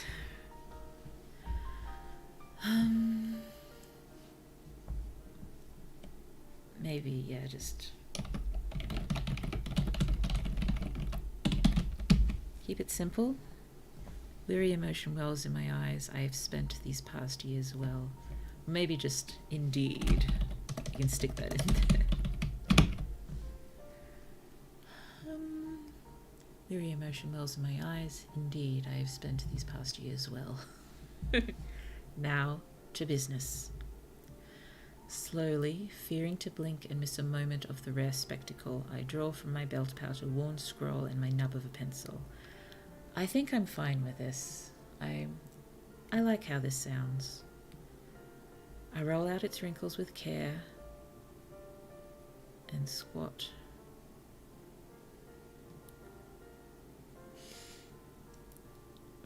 Would you begrudge me a semicolon?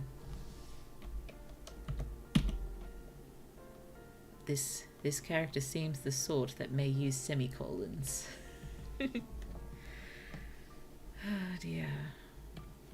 I roll out its wrinkles with care and squat.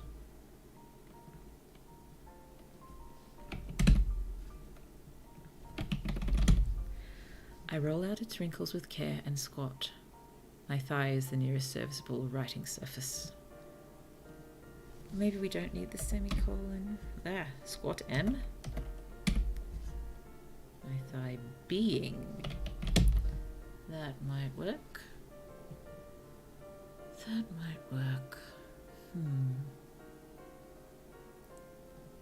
So, slowly, fearing to blink and miss a moment of the rare spectacle, I draw from my belt pouch a worn scroll and my nub of a pencil. I roll out its wrinkles. Do you think it's clear enough here that the "it's" I'm referring to is the scroll and not the pencil?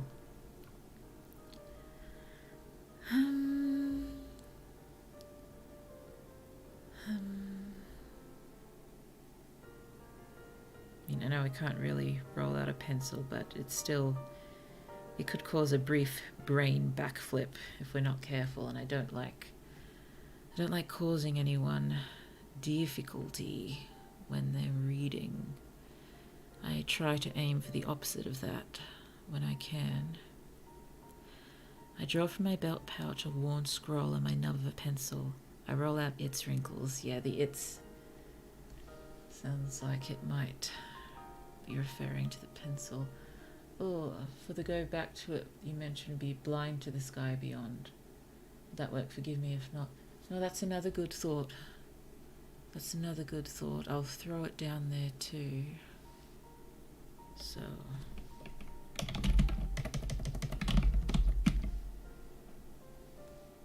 it might be a bit off there. Yeah, I agree. So let's finish off these edits, then we'll come back here and beat this paragraph into submission before having a bit of a browse through what ProWritingAid thinks. Probably won't be able to spend as much time on ProWritingAid suggestions as we did last week, but we'll get through a few. Here we are.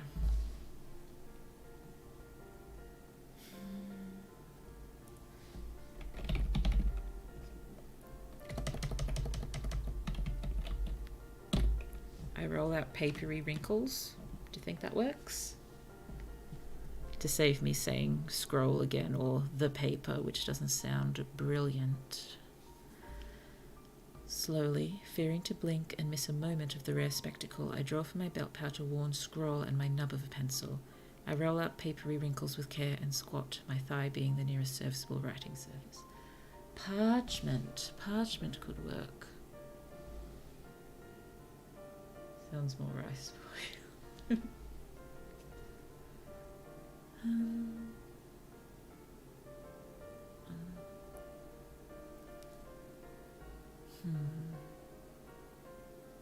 So, I could try.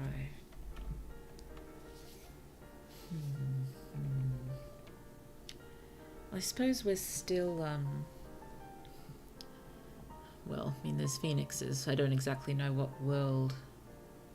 Oh yes, parchment does sound more rich boy. Sorry, I should have picked up on that typo myself. Sorry about that.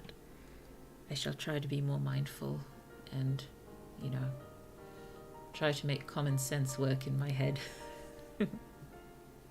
Yes, rich makes a lot more sense than rice. Okay. Yes, I was saying...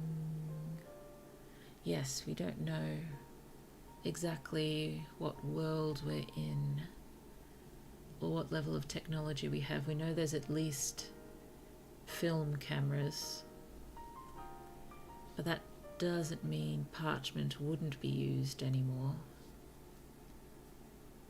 Doesn't mean that at all. It could be parchment. Let's just see. So I roll out its wrinkles, didn't I? So it would be over.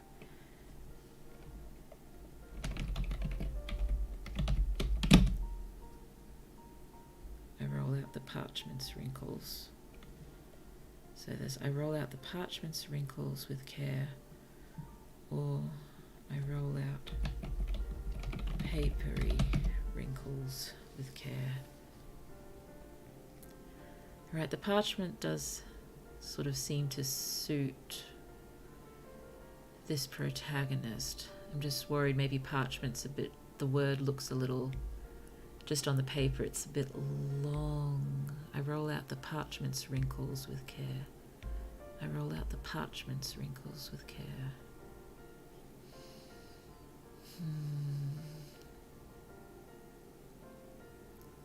I roll out the Papas? I roll out, I think I was trying to say parchment and paper at the same time. Whoops. I roll out the parchment wrinkles with care. I roll out papery wrinkles with care.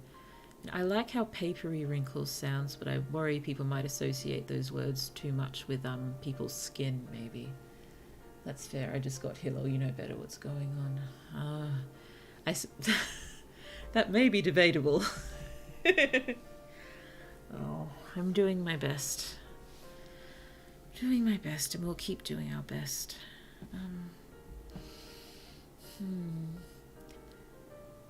Yes, skin comes to mind with papery wrinkles. I still kind of like how it sounds.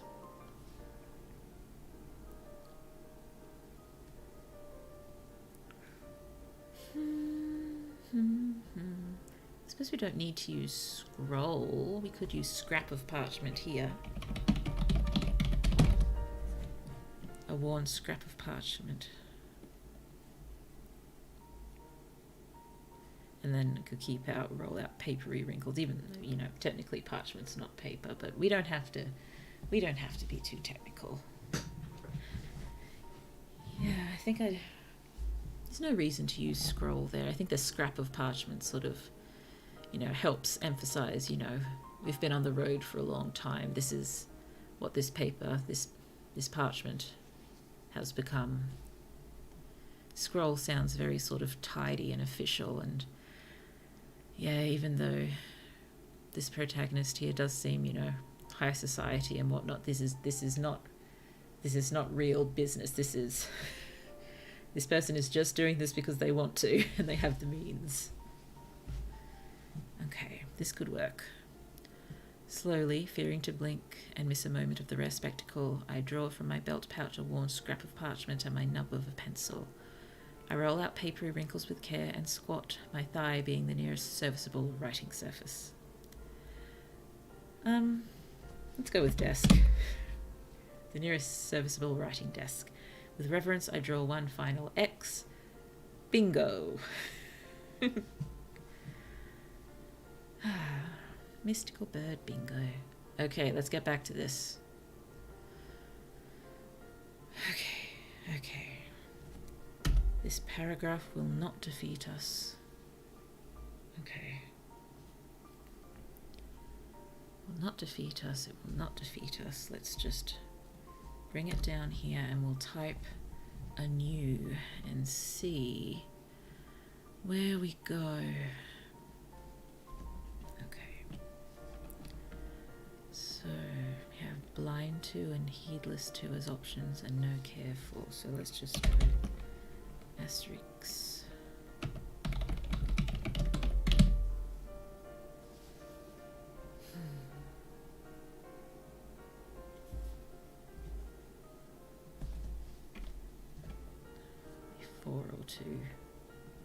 Let's just do that. The sky. I guess it's just having the beyond here without immediately saying beyond what. We're having the beyond what later, but I'm just wondering if the beyond sounds odd hanging there on its own. I lurch to a halt. Above me the skies sing a pale blue-grey hue. The sun has not yet dawned, a new morning over the horizon.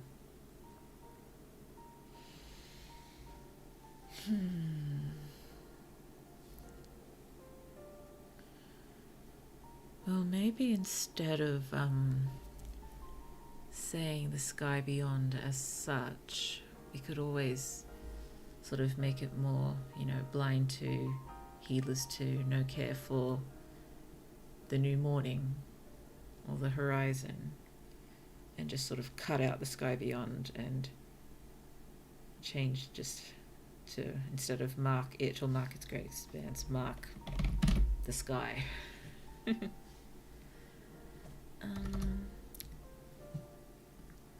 Let's try sticking mesmerized first. Australian English. Yeah, let's stick mesmerized first just to change things up a little bit and see if it helps. Okay.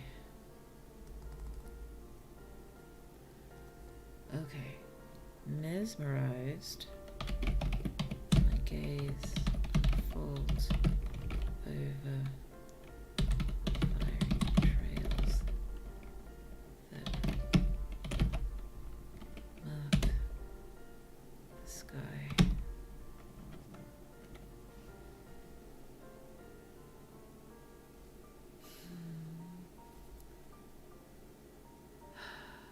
Then I might be putting the no care for whatever it is too far back in the sentence now. Sorry, these are probably ridiculous little things, but you know, they matter to an extent. It matters. Gotta get it sounding right. I lurch to a halt. Above me the skies sing a pale blue-grey hue. The sun has not yet dawned, a new morning over the horizon.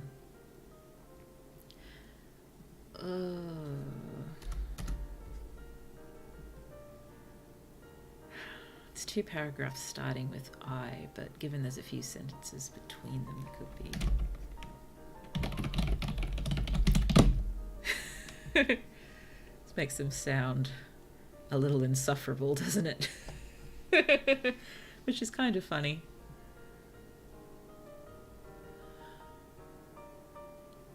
That could work. That could work. I could even have that as its own haughty little sentence there. Oh dear. This person's a little strange, aren't they? Definitely stranger than truck driver, dragon lugger from last week. Yes. Very different personalities between these protagonists. Mesmerize my gaze, unfolds over the fiery trails. Over fiery trails as they mark the sky. We want bark? Burn the sky. That sounds better. Scorch? Burn. Scorch gives us alliteration. Even better. Mesmerize my gaze unfolds over fiery trails as they scorch the sky.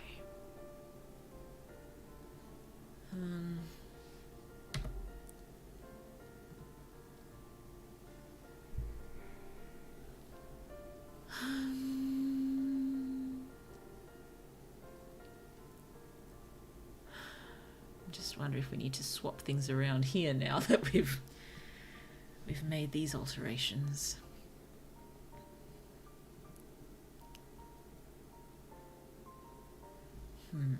Mesmerize my gaze unfolds over fiery trail.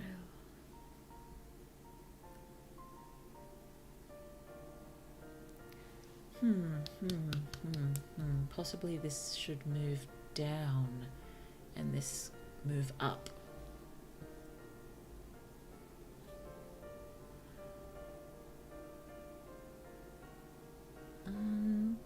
Maybe this should go beneath the fire eagle in the fireworks display.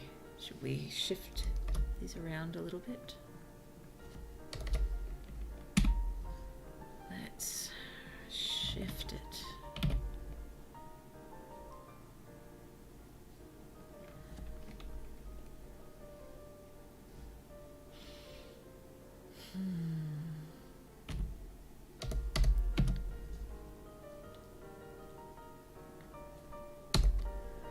Because I think when we have the I care not for the horizon, then just go straight into what he does care about, I think that works a little better.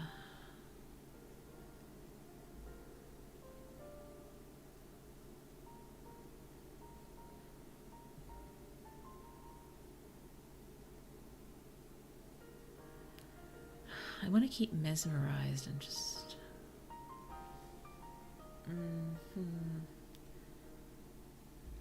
I like having the gaze unfolding up higher. Oh dear, sorry, we're just going back and forth, aren't we? Oh dear.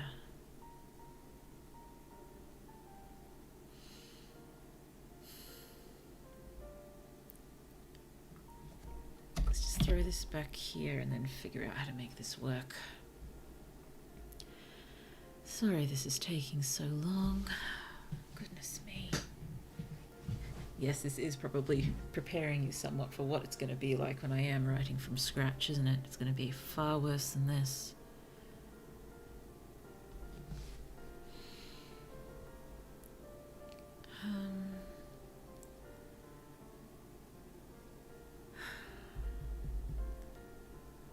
Maybe I can throw mesmerize somewhere else in this.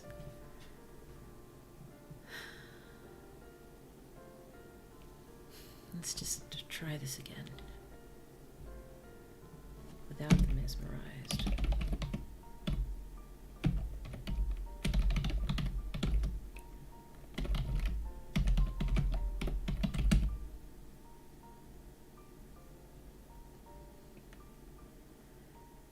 As they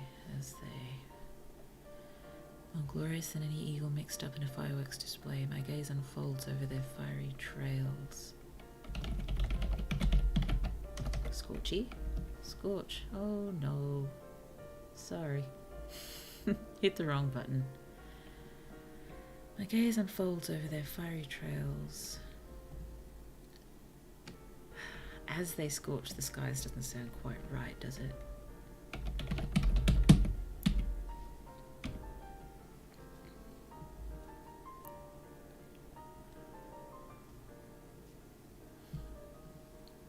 Mm-hmm.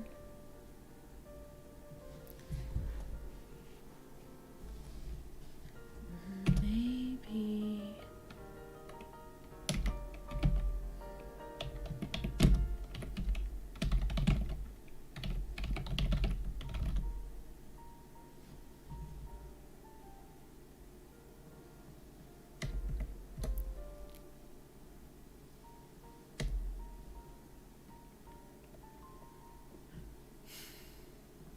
I still think I want that on its own.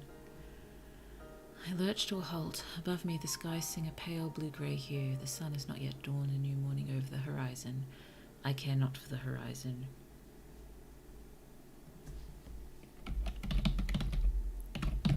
My mesmerized gaze unfolds only over the fiery trails.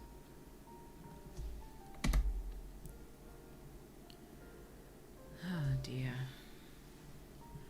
My mesmerized gaze unfolds only over fire. Nah, that doesn't sound right, does it? That's clunky. That's clunky. Oh dear.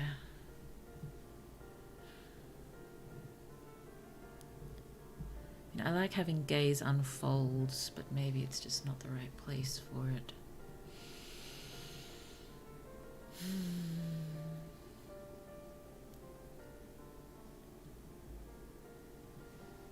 It does feel a little weird saying horizon twice in such quick succession, as it does sort of accentuate it. I think that's what I'm going for. This is meant to be, you know, this is sort of the prettier poetic stuff, but then just very bluntly, yeah, I don't care about that. I care not for the horizon. So yes, usually I would avoid maybe using the same word so close like this, but yeah, I'm trying to, yeah, deliver it a bit bluntly here. So I'll probably keep that as is. I think it's just, I want to keep this, it's just finding the best way to keep it. Because again, I think going straight from here to here is stronger.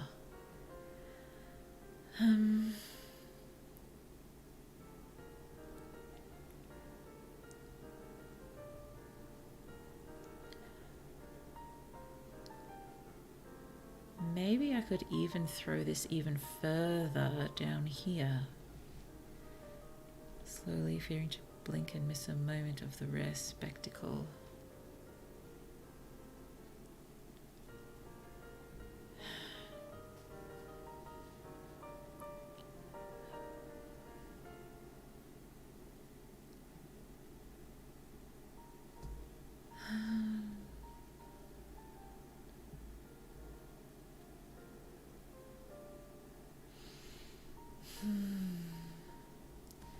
Probably shouldn't get so attached to, you know, gaze unfolds.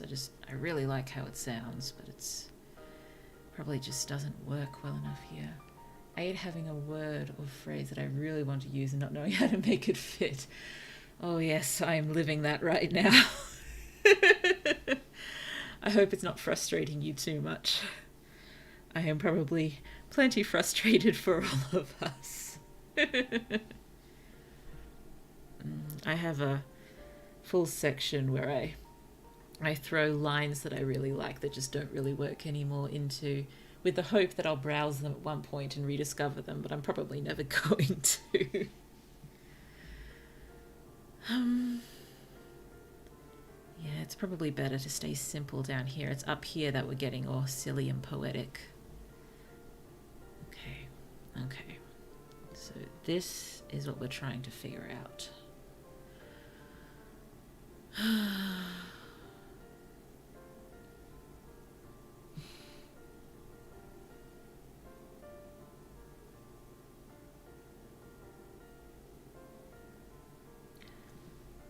Maybe if we separate this. A flock of phoenixes soar in a mythical show of pyrotechnic aerodynamics.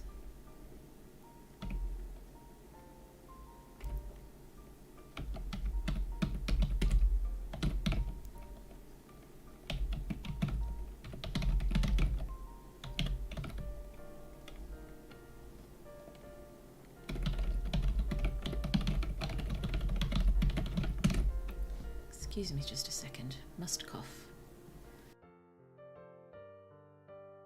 Okay, done coughing. I practiced muting for coughing a lot during my NaNoWriMo streams because I was slightly unwell throughout most of November and there was much coughing, and I may have accidentally blasted the microphone a few times, which is not very thoughtful of me. So, trying to remember to mute when the urge takes me.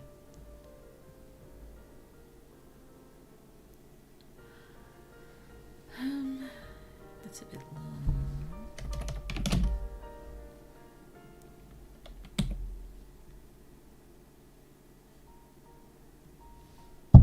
Sorry, I think I knocked the microphone there. What was that about not being thoughtful? Could this possibly work? Okay. I lurch to a halt. Above me, the skies sing a pale blue-grey hue. The sun has not yet dawned a new morning over the horizon. I care not for the horizon. Adorned in crimson gold plumage worth all the ore hidden under my feet, a flock of phoenixes soar in a mythical show of pyrotechnic aerodynamics. I don't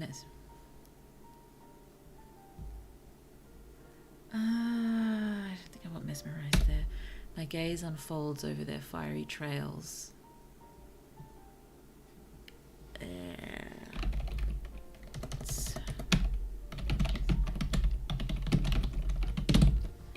The sky scorched in their wake. You don't like that, do you? Well, I don't care. I like it. My gaze unfolds over their fiery trails.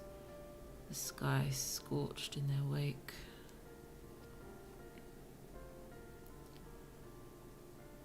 Oh dear. Do we need mesmerized? We can kind of tell.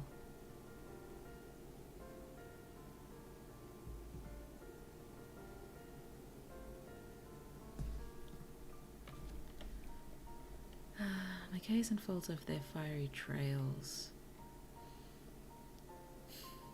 Yeah, I don't want an as the sky scorches in their wake. I think it sort of takes away from the drama a little bit strangely.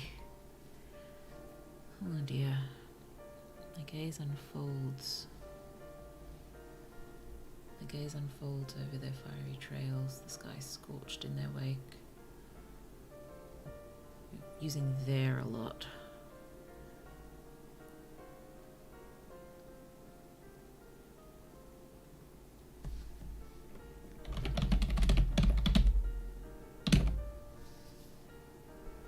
And I've got scorched and flaming in the same sentence, but my gaze unfolds over their fiery trails, the sky scorched in the flaming flock's wake, more glorious than any eagle mixed up in a fireworks display.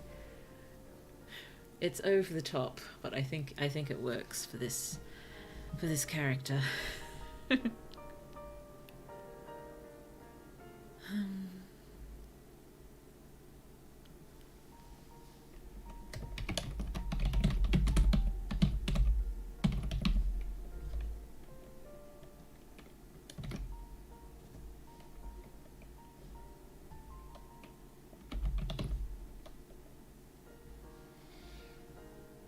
I think this just about works. Okay, shall we be brave and see what ProWritingAid thinks? Let's check the summary. How angry with me are you? How much do you despise me? Oh, goodness me, look at that horrific grammar score. Well, it likes our style, at least. And our spelling, so that's good. And 95% of goals achieved. That's way more than I usually get. I'm usually in the 70s or 80s. But yet I have this abysmal grammar score. I bet it's all of those possible comma splices. But that's really, it's not too bad. Look, when we're at the right level of sticky. Oh, we've got our spelling's fine, our style's fine, we've got good sentence length. Readability grade's pretty good. I think it likes it under 8 or something, but that should mean a child in grade 5 should be able to read this fairly easily. We've got good sentence variety, Yeah, our stickiness is fine. Only a little bit of passive voice. Top engagement. Oh, got a bit of a complex paragraph, but probably not an issue. Only a tiny bit of slow pacing. No very long sentences. We're consistent. We're not repeating things. No emotion tells. No dialogue tags. The only problem is our horrific grammar. Oh, goodness gracious me. Well, let's look at that then, if that's the only thing we have to look at. Okay, grammar. Oh, goodness me. I mean, I suppose it's only that low because this is so short. It's 345 words. Yes, I like using the desktop app because it does give you the word count, which the browser version does not. Okay, why do you despise me? Yet possible comma splice. Behind me, I hear my tent strain against its poles in the alpine gale. The narrow whit of smoke from my fire whipped into oblivion. I suppose the way to avoid this would be behind me, I hear my tent strain against its poles in the alpine gale, as the narrow whit of smoke from my fire whips into oblivion. Or to separate it into two sentences. Behind me I hear my tent strain against its poles in the alpine gale. As the narrow bit of smoke from my fire whips into oblivion. It's probably fine. Grammar is overrated, comma time. Yeah, I'll probably keep a few of them, but let's, offer up a sacrifice or two to the grammar gods. Behind me I hear my tent strain against its poles in the alpine gale as the narrow bit of smoke from my fire whips into oblivion. But I suppose having the as there feels a little odd. Behind me I hear my tent strain against its poles in the alpine gale. Because these are two things that are happening at once, but they're not really related. So, Behind me, I hear my tent strain against its poles in the alpine gale.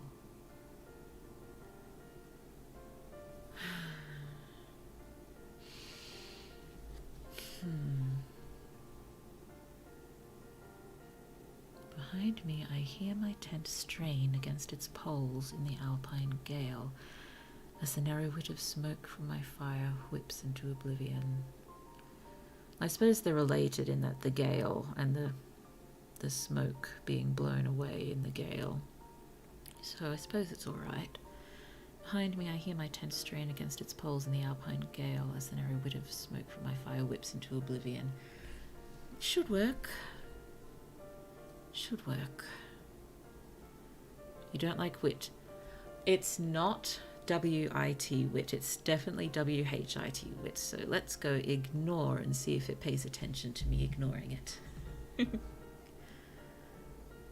Okay, here's another possible comma splice. My gaze unfolds over their fiery trails, the sky scorched in the flaming flock's wake, more glorious than any eagle mixed up in a fireworks display.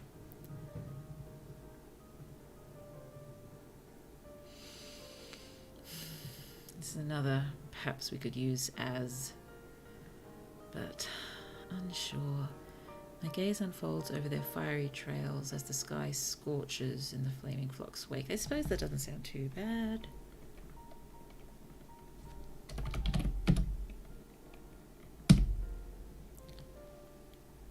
If you find anything too over the top, please let me know and I'll make some adjustments, but I think it does suit this character. This is another point where my hands are going wild right now. Okay, let's just address each of these one by one. One person tends in a frying pan. Yes, it's supposed to be not is. Thank you, that's a useful one. Thank you for being helpful. Had only I thought to burden myself with a spare roll of film? No, it is not a question. Ignore it. Not a question. Mountains. Their pure voices are bells, and the mountains a cathedral, a soaring monument to God. Do you think comma works here? Their pure voices are bells, and the mountains a cathedral, a soaring monument to God. I suppose it works having this cut out with the commas, because even without it, it would make sense. You could say, and the mountains a soaring monument to God. I think it works. I'm just not sure it works for the right reasons. I probably shouldn't be too picky, though. Goodness me, my throat is starting to go. Let's drink some more water.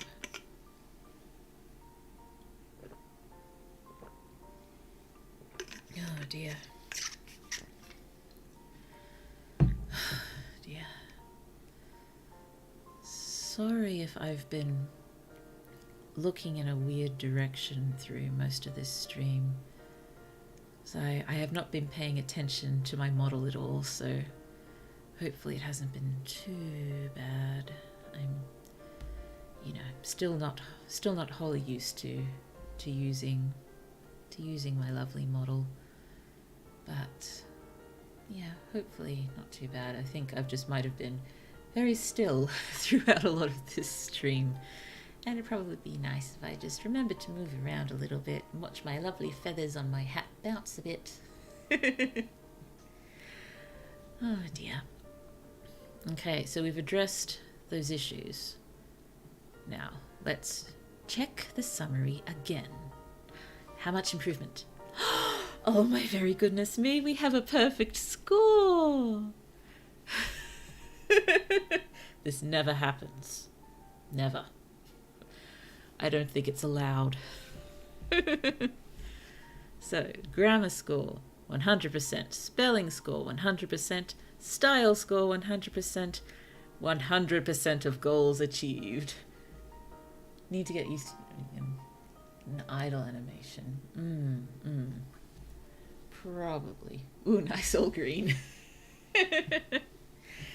Yes, I don't remember this ever happening before. I think I've somehow gotten 100% on all of these, but still had something out in a lesser thing which prevented 100% of goals achieved. So supposedly, this is now a perfect piece of writing. Oh dear. Was that cackle slightly more evil than it needed to be? Apologies, I was not intending anything remotely evil by that cackle. I'm just highly amused.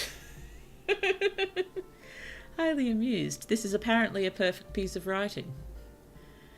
Well, given this is supposedly a perfect piece of writing, let's read it nicely from beginning to end. Oh dear, this is ridiculous, isn't it? Stop giggling. Read the so-called perfect piece of writing. Okay, I will try to read it from beginning to end in a nice, vaguely audiobook style fashion. Oh, speaking of audiobook style things, I have been working in bits and pieces throughout the week on the video I would like to make of last week's short story. I have not recorded the voiceover for it yet, but I have thrown together as best I can a background and the text changing, and I don't make videos, so hopefully it will turn out all right. I don't expect to release it for a while yet. Maybe I'm not sure, a few more weeks. Given I'm mainly a live streaming channel, my videos that are not live streams will probably not be on a very regular sort of release, just as we go, and I'll let you know in advance when it's coming. But yeah, these videos won't be anything greatly impressive, but hopefully they will be pleasant. Just a nice audiobook on YouTube with the text to follow, and maybe a little bit of nice music in the background with the voiceover. So I'll work on that a bit more, and I'll start working on this one too. I'm hoping Once I figure out the best way for me to do these videos, it'll just become much simpler for the next ones. Okay, we shall read through this so-called perfect piece of writing, and then we shall sing our goodbyes as we do. Okay. A streak of fire. I look to the east, expecting nothing but sunrise. Then I see it. My heart stammers, tripping over my ribs. I drop my toasted banana bread. Finally, after years of searching. These words hardly stir a fogged breath, my chilled lips parting but a hair's breadth to release them as I stumble from my poultry camp. A one-person tent and a frying pan are all I need, with no company but for the snow-capped mountains, with no company but the snow-capped mountain peaks, there is little need to burden one's pack with the fine china. Had I only thought to burden myself with a spare roll of film. Oh dear, it's thrown up all the problems I ignored. Oh well.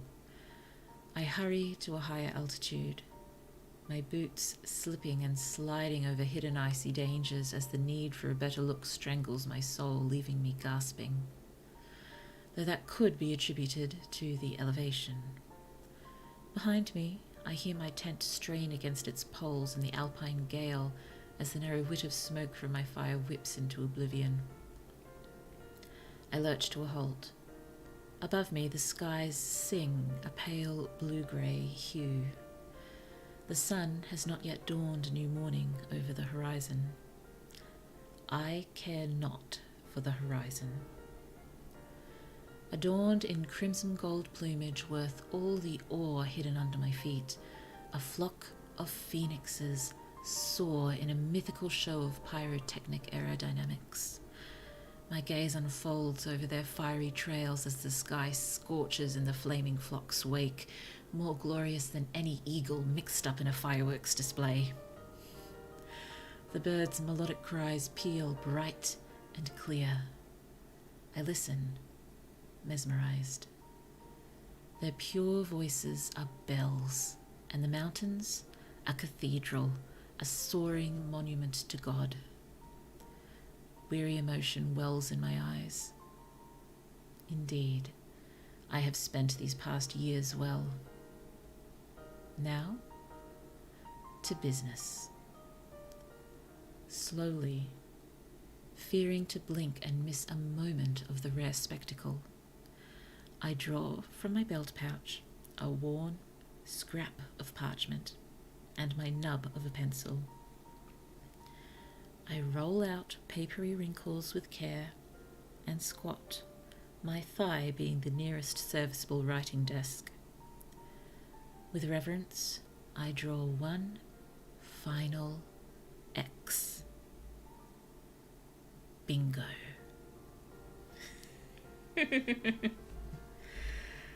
Oh, goodness me, that took a lot of work, didn't it? It did. It did. Thank you so much, all of you. Your help was just incredible. I don't think I could have gotten this done quite so well without you. Wow, so-called perfect piece of writing. In, objectively speaking, subjectively, it's probably rubbish. Ooh, 10 out of 10. Clap, clap. Thank you so much. Oh dear. I'm planning at the moment not to do a writing stream next Saturday. I've got something else planned, though I may change my mind tomorrow before I release my schedule, but might have a little break from the writing streams to sort of reset my head. Oh, goodness me. The computer has spoken a perfect writing. Yes. We must listen to the computer. The writing software AI knows all, it seems. Ah, dear. Well, perfect or not, I think I'm quite happy with it. I think I'm happy with it. It's nice, I think. I hope. Oh, dear. Just getting my lyrics up before I forget. And I forgot to add lyrics. I don't want a YouTube video of the song. I want to sing the song. Oh dear. So, yes, another writing stream. We did it. This one was a lot harder than last time, and yes, it's probably better that it is. We had so much more to do. It was a lot more fun and a lot more frustrating. I have at least one more fully written short story that I'd like to use on a stream. If not next week, then maybe the week after. I've got a few others that are sort of half written and a few that I have lots of notes for. I've spent a little while over the last few months just trying to think of random short story ideas and just throwing down the concept, so we've got some things to play with. But I also had the idea of doing brainstorming streams where we just take, a speculative fiction idea and just think of anything to do with it and just make a big list of random ideas. And then we can take ideas from that to write short stories, and then I can try to write short stories from those ideas. And if you guys wanted, you could try to write short stories from those ideas. And if any of you are happy for me to do it, we could look at your stories on stream. It could be fun. It could be fun to do that, but I may. Yes, I'll think about where to put the first brainstorming stream. I think maybe one more like this with a fully pre-written story before we give that a go. Alrighty, so I will be looking to turn both this short story and last week's into videos, and yes, hopefully it won't take me too long to pull those together, but I will let you know in advance, maybe a few days, when those are going to come out, so you can maybe have a little look. They're short stories. I doubt the videos will be any longer than 2 minutes. Probably far less, but yes, it'll be nice to have a few non-stream videos up, won't it? Will it be helpful, algorithm-wise? I have no idea. I have no idea how to work this mysterious algorithm to my advantage, so at the moment, just sort of coexisting with it, I guess. I'll start to learn how things work eventually, I'm sure. It doesn't mean I'll pay any attention to it, but we will see. We will see. So yes, short story videos will happen eventually, hopefully. And yes, I'd like to do a video like that for all the short stories we wind up writing together.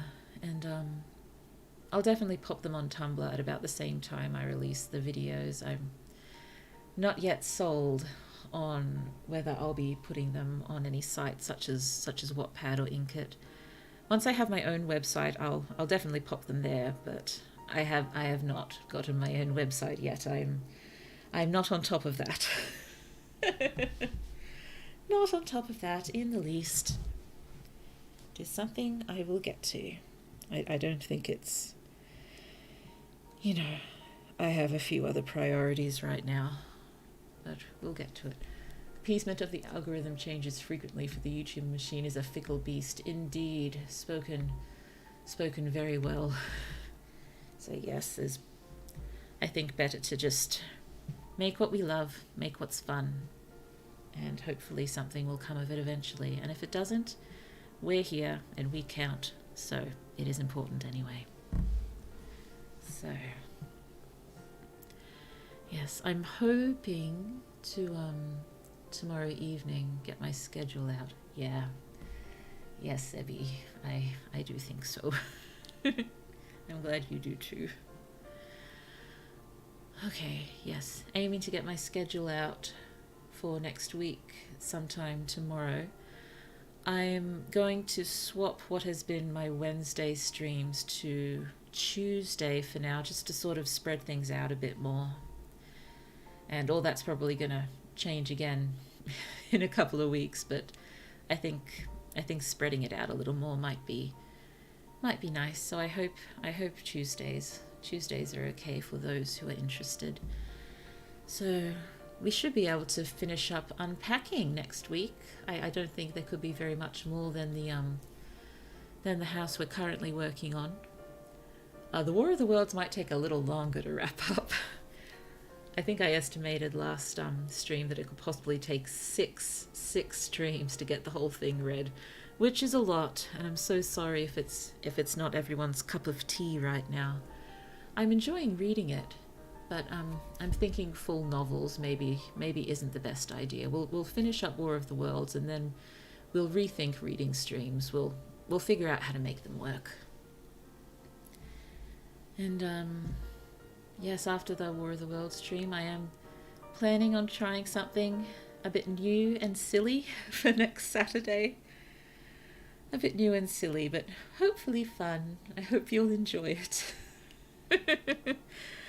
Oh dear, it's probably going to be a little ridiculous. Sadly, it's not. I'm hoping to look at the board game Once Upon a Time and see if I can find some way to adapt it so Blue can play it with chat. I don't know if it's possible, but I'll have a look at the game and see if we can figure out a chat version of Once Upon a Time. Oh dear, that's probably a ridiculous want, but give it a go. Give it a go. But yes, not this week.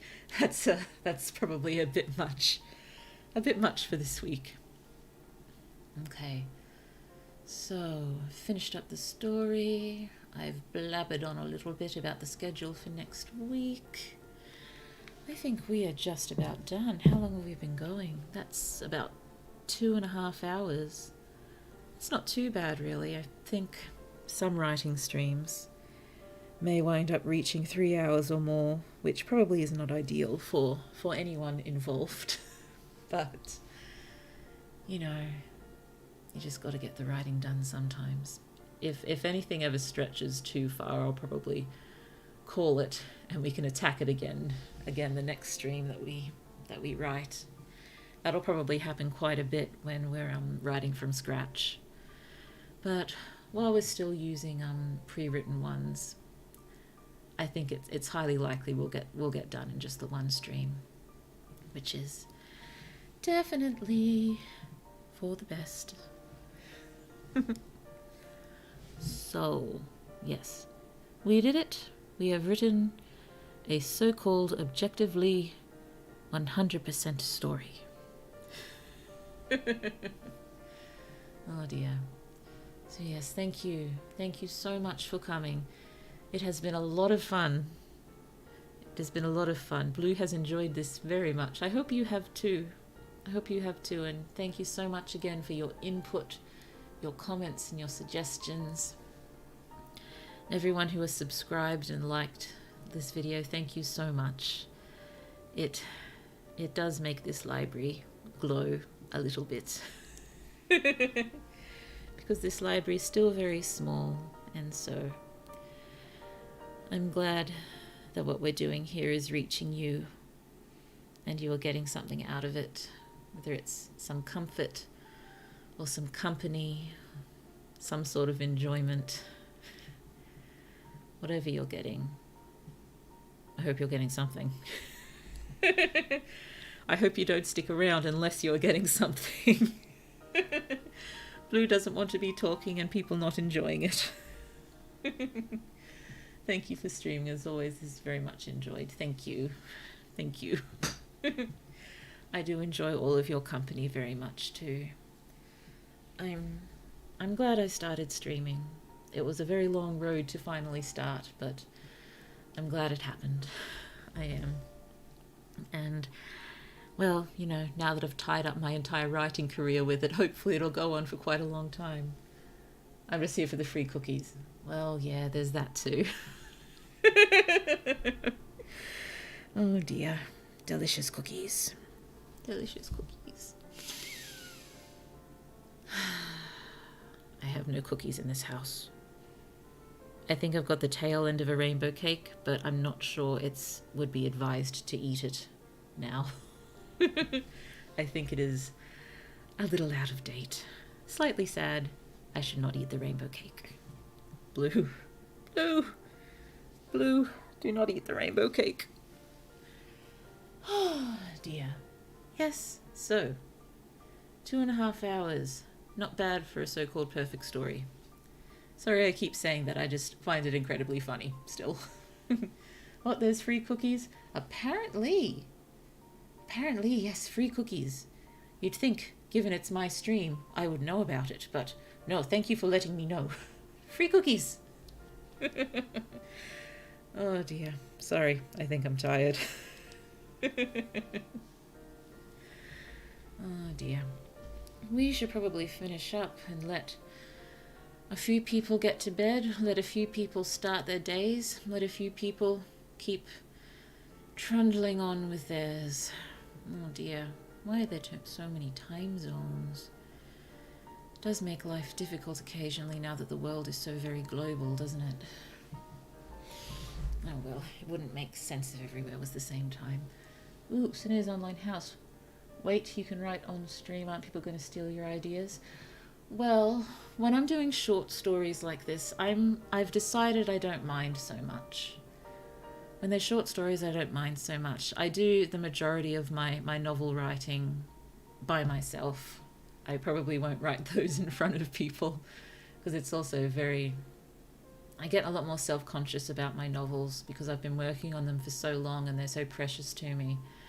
But, you know, these are fun short stories. I'm never going to make any money out of them. You know, we're just having fun. I mean, if someone, you know, takes an idea from this and somehow writes a novel that's a bestseller, it's more like, wow, how'd you do that? Good for you. You know, a little acknowledgement in the acknowledgement section would be nice, and, you know, maybe would help boost my own career. But, you know, these are just fun little stories. It's, you know, I don't want to say things like, you know, not worth the trouble of trying to monetize or anything, because I have a habit of putting myself down, and I'm trying not to do that so much. I cannot imagine writing on stream. I'd spend 3 hours trying to make the first sentence. And thanks needed this. Thank you so much, both of you. It's yeah, if you ever check out my my first lot of streams, the NaNoWriMo streams from last year, yeah, I kind of threw myself in the deep end. Trying to write a novel on stream. Did not quite go according to plan. I mostly wound up writing very extensive notes, which is how I like to write first drafts for novels anyway, so it wasn't really unusual for how I write.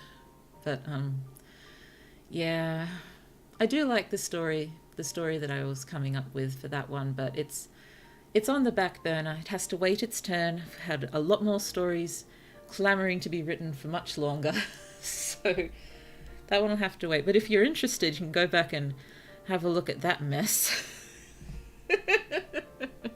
I'm very glad the mess happened, and I'm doing my best not to be embarrassed over the mess, but yep, it's there if you want to check it out. But yeah, again, the I do have concerns about writing from scratch on stream. Just, yeah, I'm concerned I'm just gonna freeze up, get stuck on one line forever. But in another way, I suppose it's another way. Another way, another way. How many times do I want to say the same thing in the one sentence? It could help force me to get over that and just keep writing. It could. There's a possibility that actually writing on stream could help me conquer my difficulties with getting stuck on one line or one paragraph, because this isn't entertaining, going over one line over and over again. Just keep moving, leave it, and keep moving, and you can come back to it later. And who knows, maybe it'll help. What type of stories do you write? I generally stick to the speculative side of fiction. I hover around fantasy and sci-fi most of the time. I don't really do much horror. There's a little bit of gore occasionally, but they're just from battle wounds, maybe. All from scratch. Yeah, it's yes, I'd pre-written this one, but it needed an awful lot of work. well, sorry, mister. I guess it depends on the person. I can write a story from a single word or from scratch. Wow. That's pretty good. Goodness me. Yes, I'll need to work on it. I'll work on it. We'll get there. But, first I need to work through the anxiety. Oh dear. Yes. I was still on what type of stories do you write? I can think. I can. I promise you I can. Yes. Speculative. But the main project I'm working on right now is sort of fantasy sci-fi or a superhero fantasy with many magical girl influences. What day do you stream? I have been going Wednesdays, Thursdays, Saturdays, but I'm going to try Tuesdays instead of Wednesdays this week to just sort of separate it out a little bit more. Give myself a break in between, although I think I was going okay Wednesdays and Thursdays, but there's a long gap between Saturday and Wednesday, so we'll give Tuesday a go. We'll go Tuesday, Thursday, Saturday this week, unless something crops up, meaning I have to change. But if that happens, I'll try to I'll pop posts up on. I normally do the Expert app, and I do Tumblr, and I do a community post on YouTube as well. So if you keep a random half eye on those, if any changes happen, I'll definitely let you know there. But yes. Sorry, my head's just flown off in a direction of which I do not know where it is. But yes, this week, Tuesday, Thursday, and Saturday. Tuesday we'll finish up playing Unpacking. Wednesday, Tuesday, Unpacking. Thursday we'll be continuing reading The War of the Worlds. We're going to read the whole dang novel because we can, and then I probably will not read an entire novel on stream again unless it is my own. Lol. But and yes, next Saturday, I wasn't planning on doing another writing stream. I might leave another writing one for the week after and try something new and silly next Wednesday. Just for fun. Oh, I do want to do another typing stream, because the last one went a lot better than expected, but I have not replaced my keyboard yet. I need a better one. Because if I don't get a better one, I think there's no hope of beating my new personal best of 148 words per minute, which I was very pleased with. But yes, need a new keyboard before I do another typing stream. It'll happen. You'll notice I tend to not get on top of things. Oh well. That could be one of my charms if it wasn't so dang annoying. Reading seems more like a video type thing unless like reading of fan stories and such. You may be right there. You may be. I did want to give reading streams a go. I am enjoying reading The War of the Worlds, but yes, I don't think it works brilliantly. I want to finish reading it now that we've started. But we'll change up the reading format after that. I've mentioned a few times previously, but what I'd really like to do for reading streams is contact indie authors and see if they would be happy with me reading the first handful of chapters, maybe 3 to 5 chapters on stream. And possibly even if they wanted joining me on stream and giving some author commentary as we go. That would be fun. It really depends. Might be going for soothing reading vibes, like listening to someone read a story to you. I think with this one I was kind of trying to go for that, but there is the difficulties with interaction. I guess it's a little harder if you're just reading a novel, though we're still, we're not having chats as we're reading. Chats are still happening. It's all good. But yes, I'm not sure about reading whole novels anymore. Maybe we should try to look for some public domain short stories. That could be nice. Or I could just go by the old standby and have a look at Brothers Grimm or something. That sounds so cool. Thank you. Oh dear. Sorry, I'm very broken record when it comes to accepting compliments. I'll try to be more interesting. Oh well. But yes, have not worked up the courage to approach any indie authors yet. I may at one point put a general plea on the Xbird app, maybe just indie authors, Wattpad authors, link me if you're interested. And I'd have to have a fair read of them first. I don't think I'd be able to read something that hasn't been, reasonably well edited at least. So, yeah, I would have to find the right stories that will work to read on stream. I suppose it depends on what I like as well, which means probably no shapeshifters unless it's leaning away from the sort of alpha pack sort of stuff. That's not my thing. I'm not a huge fan of isekais, but I will definitely consider isekais if they're, really interesting or really, really well written. It's just not what I generally lean towards, but I'm very willing to give them more of a chance. And probably stick within the speculative realm for now, because that is where I'm most comfortable. I like the speculative.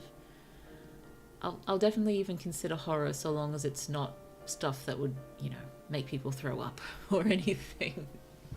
When I say people, I mean this library. Oh dear. Well, either throw up or, need to hide under a blanket for the next year and a half or so to recover. Goodness me, some people are good at writing horror, aren't they? Oh dear. Oh, and I suppose while I'm talking about reading streams, I'll mention my general plan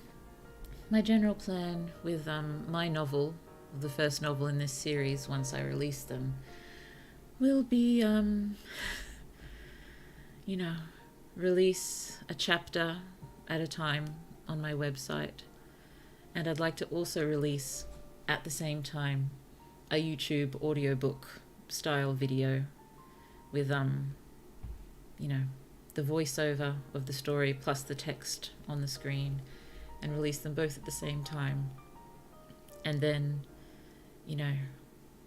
maybe release 6 days a week, and on the 7th day can have a live stream reading everything we've released, with author commentary, with chatting, with describing what was going through my head while I was writing it, if I remember. And so yeah, I like the idea of having the live stream for that, but still having the chapters up as videos, like clean audiobook style as well. I hope that will work well, and that's the current plan anyway. But I'm not finished the book yet. I'm doing my best. I am, but I have unintentionally found myself with rather a large amount on my plate, which I am doing my best to deal with. But as I have owned up to during this stream, I'm not very good at getting on top of things. Oh dear. Sorry, we're approaching 3 hours now, so we should probably finish up, shouldn't we? So, before I go off on another tangent again, thank you so very much for being here for this writing stream. I had such a lovely time, and I hope you did too. And thank you so much for your help in producing this so-called objectively perfect piece of writing. Oh yes, and so, wherever you are in the world, good night, and good evening, good afternoon, and good morning. And I hope the rest of your day is absolutely lovely, because that is what you deserve, and that is what we deserve. And I hope we need to remember that. Take 2, let's go. Outro, take 2. Yes. Try again. This happens a lot, I warn you now. enjoyed being here. Thanks. And thank you. Thank you so much for dropping by and for staying throughout the stream. I'll be back for more. Indeed, that makes me glow. Thank you. I'm very much looking forward to seeing you all again. Whichever streams you can get to, and if you can't get to any streams, the VODs will be there if you ever wish to watch them. Oh dear. Have a great one. 10 out of 10 stream. Thank you. Good night, Blue. See you whenever. Bye-bye. And so let's finish up by singing the parting glass as we do. Okay. Sorry if I sound awful. I've been talking for the last 2.5 hours.